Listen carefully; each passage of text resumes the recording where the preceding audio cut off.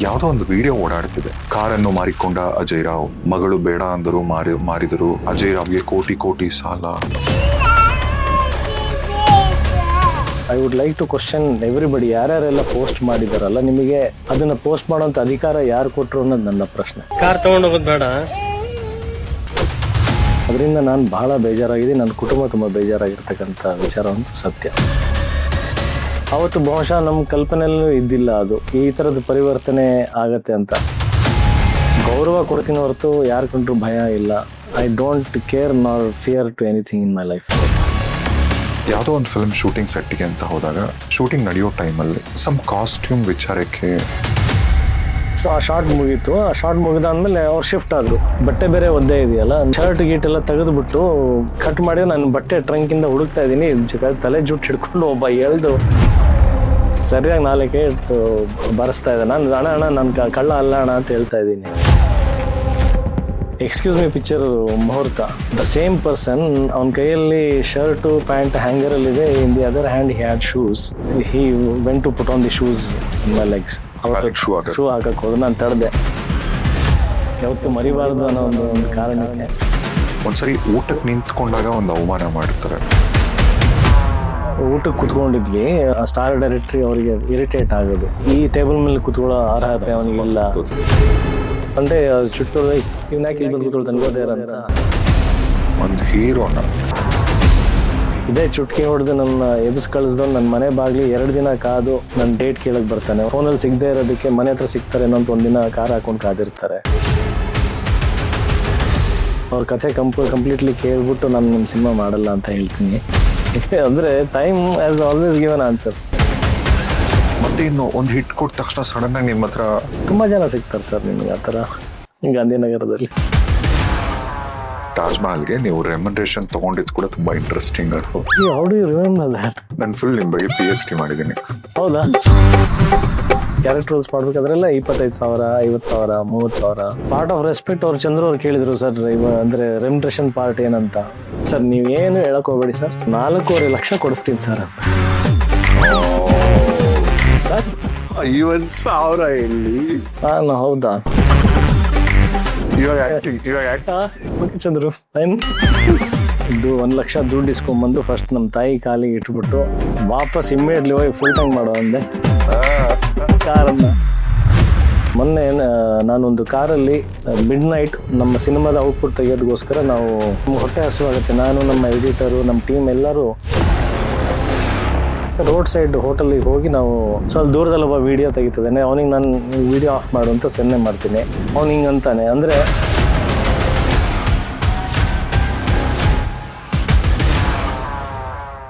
ರಾಜೇಶ್ ರಿವೀಲ್ಸ್ನ ಈ ಸೂಪರ್ ಪಾಡ್ಕಾಸ್ಟ್ಗೆ ಸ್ವಾಗತ ನಿಮಗೆ. ಇವತ್ತಿನ ಎಪಿಸೋಡ್ ತುಂಬಾನೇ ಸ್ಪೆಷಲ್. ನಮ್ಮ ಸೆಟ್ ಕೂಡ ತುಂಬಾನೇ ಕಲರ್ಫುಲ್ ಆಗಿದೆ ಇವತ್ತು. ರೀಸನ್ ತುಂಬಾ ಸಿಂಪಲ್. ಇವತ್ತು ನನ್ನೊಟ್ಟಿಗಿರ್ತಕ್ಕಂಥ ಸ್ಟಾರ್ ಹೀರೋ. ನಾನು ಇವ್ರ ಇಂಟ್ರೊಡಕ್ಷನ್ ಕೂಡ ಅವಶ್ಯಕತೆನೇ ಇಲ್ಲ. ಬಿಕಾಸ್ ಕರ್ನಾಟಕದಲ್ಲಿ ಅಂದ್ರೆ ಎಲ್ಲಾ ಕನ್ನಡಿಗರಿಗೂ ಈಗ ಅಫ್ಕೋರ್ಸ್ ಈಗ ಪಾಡ್ಕಾಸ್ಟ್ ನಂಗೆ ತುಂಬಾ ಮೇಲ್ಸ್ ಬರುತ್ತೆ. ಈಗ ನೀವು US ಇಂದಾಗ್ಲಿ ಕೆನಡಾ ಇಂದಾಗ್ಲಿ ದುಬೈಲ್ ನೋಡ್ತಿದೀನಿ ಅಂತ ಎಲ್ಲೆಲ್ಲ ನಮ್ಮ ಕನ್ನಡದವ್ರು ಇದಾರಲ್ಲ, ಪ್ರತಿಯೊಬ್ಬ ಕನ್ನಡಿಗನ್ಗೂ ಗೊತ್ತಿರತಕ್ಕಂತ ಒಂದು ಹೆಸರು ಅಂಡ್ ಎಲ್ಲಾ ಹೆಣ್ಮಕ್ಳ ಫೇವ್ರೇಟ್ ಅವಾಗ ಇವಾಗ. ಸೊ ಬನ್ನಿ ಸಾಕಷ್ಟು ಮಾತಾಡೋದು ಇವರೊಟ್ಟಿಗೆ. ಅವರೇನೇ he is one and only Krishna Ajay ಅವರು. ನಮಸ್ತೆ. ನಮಸ್ತೆ. ನಮಸ್ತೆ. ಹೇಗಿದ್ದೀರಾ? All good. And first of all thank you so much podcast ಬಂದಿದ್ದಕ್ಕೆ. Thank you for inviting me here. ಇಷ್ಟೆಲ್ಲ ಬ್ಯಾಕ್ ಟು ಬ್ಯಾಕ್ ಸಕ್ಸಸ್ಗಳನ್ನ ನೋಡಿದ್ರ? Krishnan love story, Krishnan marriage story, Krishna Leela, 1-2 Taj Mahal ಇಂದ ಇರೋದು.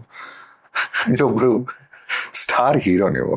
ಒಂದ್ ಕಡೆ ಯುದ್ಧಕಾಂಡ ಇವಾಗ ಸಿನಿಮಾ ಇದೆ, ಇದೆಲ್ಲ ನಡೀತಿದೆ, ಇನ್ನು ಸಾಕಷ್ಟು ಲೈನ್ ಇದೆ. ಯಾವ್ದೋ ಒಂದು ವಿಡಿಯೋ ಓಡಾಡ್ತಿದೆ. ಆ ವಿಡಿಯೋ ಹೇಗಿದೆ ಅಂದ್ರೆ, ಅಯ್ಯೋ ಇದೇನಿದು? ಆ ವಿಡಿಯೋಲಿ ಇರೋದು ಅಂದ್ರೆ ಸಾರಾಂಶ ಇಷ್ಟೇ. ನೀವು ನೋಡಿರ್ತೀರ ಅಫ್ಕೋರ್ಸ್. ಅದು ನಿಮ್ಮ ಮಗಳು ಒಂದು ನಿಮ್ಮ ಒಂದು BMW ಕಾರ್ ಸುತ್ತ, ಅಪ್ಪ ಈ ಕಾರ್ನ ಕೊಡಬೇಡ ಅಪ್ಪ, ಮಾರ್ಬೇಡ ಅಪ್ಪ ಅಂತ. ಯೂಟ್ಯೂಬ್ಗಳಲ್ಲಿ ಕೆಲವೊಂದು ಮೀಡಿಯಾಗಳಲ್ಲಿ ಕೆಲವೊಂದು ನ್ಯೂಸ್ ಚಾನೆಲ್ಸ್ ಅಲ್ಲೂ ಕೂಡ ಹೆಡ್ಲೈನ್ಸ್, ಕಾರನ್ನು ಮಾರಿಕೊಂಡ ಅಜಯ್ ರಾವ್, ಮಗಳು ಬೇಡ ಅಂದರು ಮಾರಿದರು, ಅಜಯ್ ರಾವ್ಗೆ ಕೋಟಿ ಕೋಟಿ ಸಾಲ. ಇದು ಏನಿದು ಕತೆ? ಇದು first of all I would like to say, ನನಗೆ ಅಷ್ಟು ಸಂಸ್ಕಾರ ಇದೆ. ನನ್ನ ಮಗಳನ್ನ ಒಂದು ಅಂದ್ರೆ ಆ ಥರದ್ದೊಂದು ಬೇಜಾರಲ್ಲಿ ಅವಳು ಅಳ್ತಾ ಇರೋ ಒಂದು ವಿಡಿಯೋನ ಇಟ್ಕೊಂಡು ಸಿಂಪತಿ ಗಿಟ್ಟಿಸ್ಕೊಳ್ಳೋದಕ್ಕೆ ಯಾವುದೋ ಗಿಮಿಕ್ ಮಾಡೋದಕ್ಕೆ ಅದನ್ನ ದುರ್ಬಳಕೆ ಮಾಡಲ್ಲ, ಅಷ್ಟು ಸಂಸ್ಕಾರ ನನಗಿದೆ. ಅದನ್ನ ನಾನು ಪ್ರೂವ್ ಮಾಡ್ತಾ ಕೂಡಲ್ಲ ಇವತ್ತು. ಅದು ನಾನೇ ಬಿಟ್ಟಿದ್ದೀನಿ, ಪ್ರಚಾರಕ್ಕೆ ಬಿಟ್ಟಿದ್ದೀನಿ. ಈ ಟೈಮಲ್ಲೇ ಅದು ಹೆಂಗೆ ಬಂತು, ಹೊರಗೆ ಬಂತು, ಸಾವಿರಾರು ಪ್ರಶ್ನೆಗಳು ಬರ್ತಾವೆ. ಬಟ್ ಒಂದೊಂದು ನಿಜ, ಅದರಿಂದ ನಾನು ಬಹಳ ಬೇಜಾರಾಗಿದ್ದೀನಿ. ನನ್ನ ಕುಟುಂಬ ತುಂಬ ಬೇಜಾರಾಗಿರ್ತಕ್ಕಂಥ ವಿಚಾರ ಅಂತೂ ಸತ್ಯ. ಅದು ಹೆಂಗೆ ಬಂತು, ಹೇಗೆ ಬಂತು, ಅದ್ರ ಬಗ್ಗೆ ನಾನು ಕ್ಲಾರಿಫಿಕೇಶನ್ ಕೊಡೋಕೆ ಇಷ್ಟಪಡಲ್ಲ. ಬಟ್ ನಾನು ಒಂದು I would like to question everybody, ಯಾರ್ಯಾರೆಲ್ಲ ಪೋಸ್ಟ್ ಮಾಡಿದಾರಲ್ಲ, ನಿಮಗೆ ಅದನ್ನು ಪೋಸ್ಟ್ ಮಾಡೋಂಥ ಅಧಿಕಾರ ಯಾರು ಕೊಟ್ಟರು ಅನ್ನೋದು ನನ್ನ ಪ್ರಶ್ನೆ. ಇದು ಒಂದು ಪಕ್ಷ ಯಾರು ಅನ್ಕೋಬೋದು, ಇವಾಗ ಅಜಯನೇ ಗಿಮಿಕ್ ಮಾಡಕ್ಕೆ ಕೊಟ್ಟಿದ್ದಾನೆ ಅಂತ. ನಾನು ಕೇಳೋದು, ಅದನ್ನು ಪೋಸ್ಟ್ ಮಾಡೋಂಥ ಅಧಿಕಾರ ಯಾರಿಗೂ ಇಲ್ಲ. It is A personal thing. ನಾನು ಈಗ ನಾಳೆ ಅವಳಿಗೆ ಒಂದು ಸ್ಕಾರ್ ಆಗಿ ಉಳ್ಕೊಳ್ಬಾರ್ದು. ಇದು ಯಾವಾಗಿನ ವಿಡಿಯೋ? ಇದು ಆಗಿದೆ ಒಂದು 3-4 ವರ್ಷ ಆಗಿದೆ.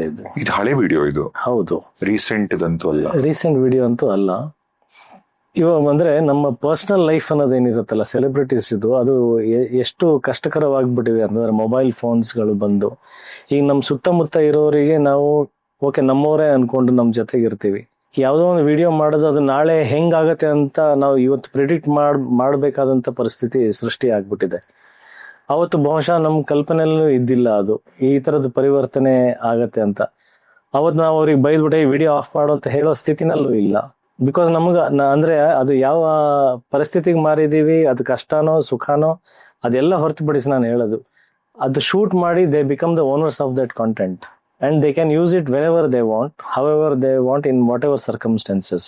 ಅದರಿಂದ ಏನು ಎಫೆಕ್ಟ್ ಆಗುತ್ತೆ, ಹೇಗಾಗುತ್ತೆ, we become answerable for those things.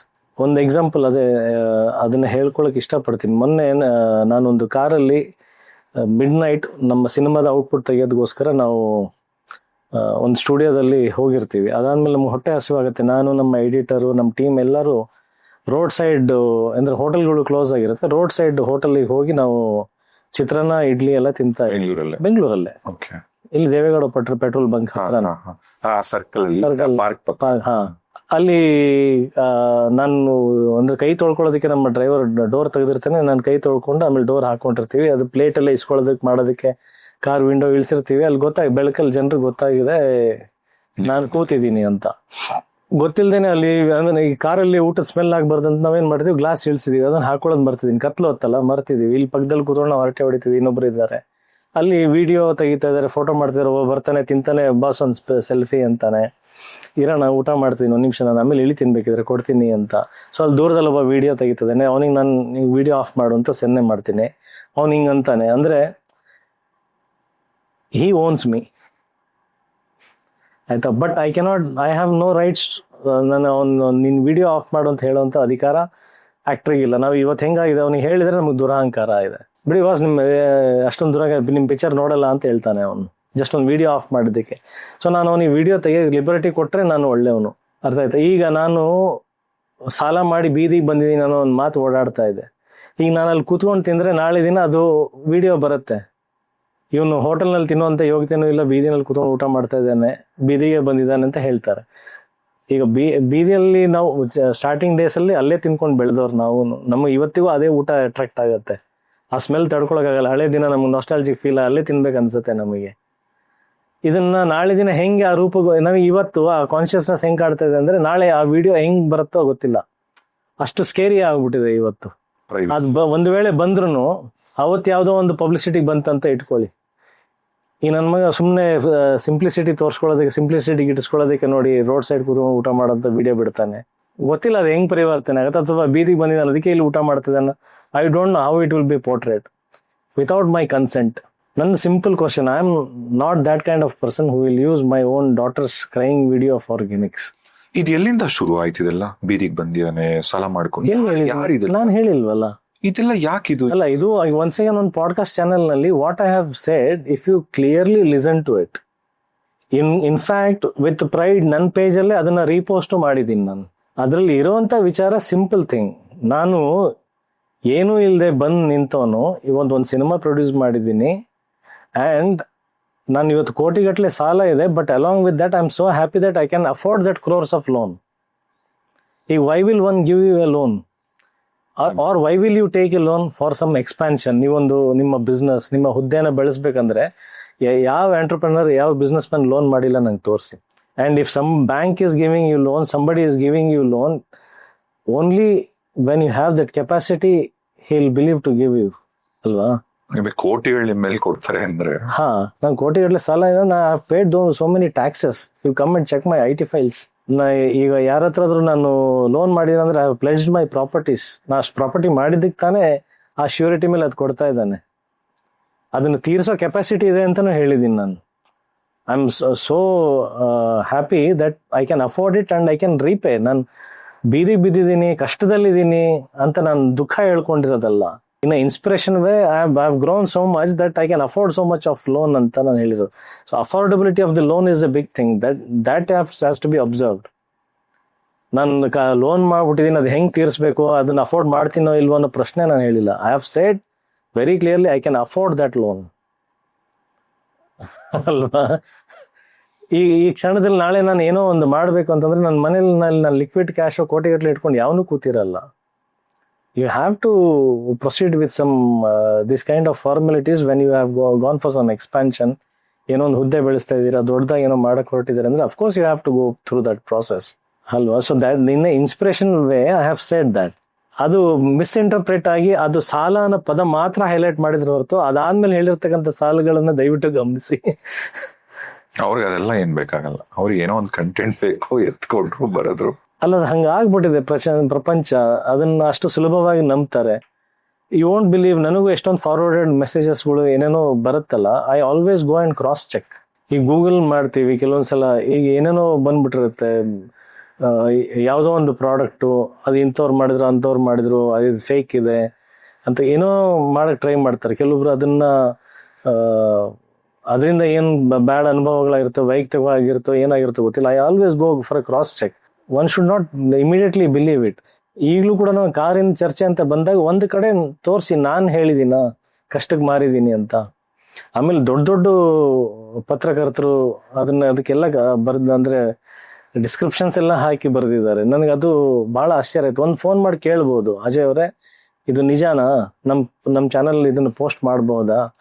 ಅದು ಒಂದು ಹೆಣ್ಮಗಳು, it is an offence to use her photos or video or crying videos. It is an offence. ನಾವು ಸಿನಿಮಾ ಮಾಡ್ಬೇಕಾದ್ರೆ ಒಂದು ಸೆನ್ಸರ್ ಬೋರ್ಡ್ ಅನ್ನೋದಿದೆ. Why not for these things? ನನ್ಗೆ ಅದು ಗೊತ್ತಾಗ್ತಾ ಇಲ್ಲ. ನನ್ನ ಹೆಂಡತಿ ಅಳ್ತಾಳೆ ಅದನ್ನ ನೋಡಿ, ನನಗೆ ಬೇಜಾರಾಗುತ್ತೆ. ಅಂಡ್ ಎಲ್ಲಕ್ಕಿಂತ ವಿಪರ್ಯಾಸ ಏನಪ್ಪ ಅಂತಂದ್ರೆ, ನನ್ನ ಮನೆಗೆ ಹೋದ್ರೆ ನನ್ನ ಮಗು ನಗ್ನಗ್ತಾ ಕುಣ್ಕೊಂಡು ಅಪ್ಪ ನಾನು ಯಾವತ್ತೂ ಅದು ಹತ್ತಿದ ವಿಡಿಯೋ ಅದು ಬಂದ್ಬಿಟ್ಟೆ, ಅದು ಮೊಬೈಲಲ್ಲಿ ತೋರಿಸಿದ್ರೆ ಅಪ್ಪ ಅಜ್ಜಿ ಅಂತ ಹೇಳ್ತಾಳೆ. ಅಂದ್ರೆ ಶಿ ಸೋ ಇನ್ನೋಸೆಂಟ್. ಅವಳಿಗೆ ಅದು ಗೊತ್ತೂ ಇಲ್ಲ ಅದು tomorrow it is going to effect her ಅನ್ನೋದು. ನಾನು ಆ ಡಿಪ್ರೆಷನ್ ಇಂದ ಮನೆಗೆ ಬಂದ್ರೆ ಪಾಪ ಅವಳಿಗೆ ಅದು ಬೇರೆ ತರನೇ ಕಾಣಿಸ್ತಾ ಇದೆ. ಅಂದ್ರೆ ಮನೆಯಲ್ಲಿ ನಾವೆಲ್ಲರೂ ಬೇಜಾರಲ್ಲಿ ಇದೀವಿ ಅದು ಬಂದಿರೋದಕ್ಕೆ. She doesn't know, she is so innocent. ಈಗ ಸಿನಿಮಾ ಶೂಟಿಂಗು ಅಥವಾ ಫ್ಯಾನ್ಸು, ರಿಲೀಸು, ಥಿಯೇಟರ್ ಹತ್ರ ಹೋಗೋದು ಓಕೆ, ಒಂದ್ ಕಡೆ ಪ್ರೊಫೆಷನಲ್ ವರ್ಕ್. ಬಟ್ ನಿಮ್ದು ಅಂತ ಒಂದು ಪ್ರೈವೇಟ್ ಲೈಫ್ ಇರುತ್ತೆ ಗೊತ್ತಲ್ಲ, ನಿಮಗೆ ಒಂದು ಪ್ರೈವಸಿ. ಈಗಂತೂ ಅದು ಬಹಳನೇ ಕಷ್ಟ, ಎಸ್ಪೆಷಲಿ ಆಕ್ಟರ್ಸ್ಗೆ. ನಿಮಗೆ ಅಂತಾನೆ ಒಂದು ಪ್ರೈವಸಿ ಬೇಕು ಅಂದ್ರೆ ಎಲ್ಲಿ, ಹೇಗೆ, ಏನ್ ಪ್ಲಾನ್ ಮಾಡ್ತೀರಾ? ಅಲ್ಲ, ಅದು ಹೋಗ್ಬಿಟ್ಟಿದೆ sir. We should be ready with that parcel of life. ಅಂದ್ರೆ sacrificing your privacy is the parcel which comes with your celebrity life, star life or any actor's life. We should be mentally prepared for it. In fact ಹೇಳ್ಬೇಕಂದ್ರೆ ನಮ್ಮ ಫ್ಯಾಮಿಲಿನಲ್ಲೂ ನನ್ನ private life ಅನ್ನೋದು ಇರಲ್ಲ. Why? Because I will tell again in a right way only. No, nothing wrong in that. ಈಗ ಒಂದು ಸರ್ಕಾರಿ ನೌಕರಿ ಮಾಡೋನಿಗೆ ಅಥವಾ ಒಂದು ಈ ಟೈಮ್ ಸ್ಲಾಟ್ ಅಲ್ಲಿ ಕೆಲಸ ಮಾಡೋಂಥವನಿಗೆ morning 10 to 5 PM 6 PM some working slot ಅನ್ನೋದಿರುತ್ತೆ. ಅವನಿಗೆ ಒಂದು ಗೌರ್ಮೆಂಟ್ ಹಾಲಿಡೇ ಅಂತ ಬಂದಾಗ ಅವನಿಗೆ ರಜೆ ಅಂತ ಇರುತ್ತೆ. ಅವನು ತನ್ನ ಮಕ್ಕಳ ಜೊತೆಗೆ ನಾನು ಈ ಸಮ್ಮರ್ ಹಾಲಿಡೇಸ್ ಅಲ್ಲಿ, ನನ್ನ ಹಾಲಿಡೇಸ್ ಅಲ್ಲಿ, ಮಕ್ಕಳ ಹಾಲಿಡೇಸ್ ಅಲ್ಲಿ ನಾನು ಇಂಥ ಕಡೆ ಓಡಾಡ್ತೀನಿ, ಹಿಂಗೆ ಮಾಡ್ತೀನಿ ಅಂತ ಪ್ಲಾನ್ ಮಾಡ್ತಾನೆ. ಬಟ್ ಕೆಲವೊಂದು ಪ್ರೊಫೆಷನ್ಸ್ ಲೈಕ್ ಅನ್ ಆಕ್ಟರ್ ಆಗಿರ್ಬೋದು, ಒಬ್ಬ ಆರ್ಮಿ ಆಗಿರ್ಬೋದು, ಅಥವಾ ಒಬ್ಬ ಪೊಲೀಸ್ನರ್ ಆಗಿರ್ಬೋದು, ಕೆಲವೊಂದು few professions you cannot decide your holidays. ನಿಮಗೆ ಪ್ಲ್ಯಾನ್ಡ್ ಡೆಸ್ಟಿನ್ಡ್ ಹಾಲಿಡೇಸ್ ಸುಮಾರು ಸಲ ನನ್ನ ಮಗುಗೆ ರಜಾ ಇರುತ್ತೆ, ನನಗೆ ಶೂಟಿಂಗ್ ಇರುತ್ತೆ. ನಾನು ಶೂಟಿಂಗ್ ಇಲ್ಲದೆ ಮನೇಲಿ ಕೂತಿರ್ತೀನಿ, ಅವರಿಗೆ ಸ್ಕೂಲು, ಬೇರೆ ಓಡಾಟಗಳು ಅದೆಲ್ಲ ಇರುತ್ತೆ, ಅಥವಾ ಯಾರೋ ಊರಿಗೆ ಹೋಗಿರ್ತಾರೆ, ಏನೋ ಮಾಡಿರ್ತಾರೆ. ಸೊ ನನಗೆ ಇವಾಗ ಜವಾಬ್ದಾರಿ ಹೆಂಗಾಗಿರುತ್ತೆ ಅಂದರೆ I also need my family along with me at the same time my family also needs my presence. So ನನಗೆ ಸಿಕ್ಕಂಥ time I have to dedicate to my family. So ನಂದೇ ಆದಂಥ ಒಂದು okay let me chill and relax, ನಾವು ಯಾರು ಇಲ್ಲ ಅನ್ನೋದು ಭಾಳ ಅಪರೂಪ. ಸೊ ನಾ ಆ ಅರ್ಥದಲ್ಲಿ ಹೇಳಿದ್ದು, ನನಗೆ ನನ್ನ ಫ್ಯಾಮಿಲಿನಲ್ಲೂ ನಮಗೆ ಪ್ರೈವೇಟ್ ಲೈಫ್ ಅನ್ನೋದು ಇರೋಲ್ಲ. ಫ್ರೆಂಡ್ಸ್ ಜೊತೆ ಇದ್ದಾಗ್ಲೂ ಅಥವಾ ನಾವು ಪಬ್ಲಿಕ್ ಲೈಫಲ್ಲಿ ಇದ್ದಾಗ್ಲೂ we should be prepared that somebody is expecting something more from us because you are a celebrity. So we come with that sacrifices. So ಹೋಗ್ತಾ mentally we are so much prepared that ಯಾವುದು private life, ಯಾವುದು relaxing life, which is public life, we don't know sir. ಈಗ ಒಂದು common ಮ್ಯಾನ್ಗಾದ್ರೆ ಯಾರು ಒಬ್ಬ ವ್ಯಕ್ತಿ ಇಷ್ಟ ಆಗಿಲ್ಲ ಅಂದ್ರೆ ಡೈರೆಕ್ಟ್ ಆಗಿ ಹೇಳ್ಬಿಡ್ಬೋದು, ದೂರ ಇಡಬಹುದು, ಜಗಳ ಮಾಡ್ಬೋದು. ಬಟ್ ನೀವಿರ್ತಕ್ಕಂಥ ಪ್ರೊಫೆಷನ್ ಅಂಡ್ ಇವನ್ ನೀವು ಒಂದು ಸೆಲೆಬ್ರಿಟಿ ಆಗಿರೋದ್ರಿಂದ ನಿಮ್ಮ ಅಕ್ಕಪಕ್ಕ ಯಾರು ಒಂದ್ ಸ್ವಲ್ಪ ಕಿರಿಕ್ ಮಾಡಿದ್ರು ನೀವು ಒಂದ್ ಸ್ವಲ್ಪ ಏನಂತ ಅವ್ರನ್ನ ರೆಬೆಲ್ ಆಗಿ ಮಾತಾಡಕ್ಕಾಗಲ್ಲ. ಅಥವಾ ಈಗ ಫ್ಯಾನ್ಸ್ ಆಗ್ಬೋದು. ಈಗ ನೀವೆಲ್ಲೋ ಒಂದ್ ಕಡೆ, ಈಗ ಅದ್ ಕಾರ್ದೇ ಎಕ್ಸಾಂಪಲ್ ಕೊಟ್ರಿ, ಕಾರಲ್ಲಿ ನಿಮ್ ಪಡೆ ನೀವು ಕೂತ್ಕೊಂಡಿದ್ರ, ಅಲ್ಲಿ ಯಾವನೊಬ್ಬ ವಿಡಿಯೋ ಮಾಡ್ತೀಯಾನೆ, ನೀವು ನಿಲ್ಸು ಅಂತಂದ್ರೆ ಅದು ಹೆಂಗ್ ಬೇಕೋ ಆಗ್ಬೋದು.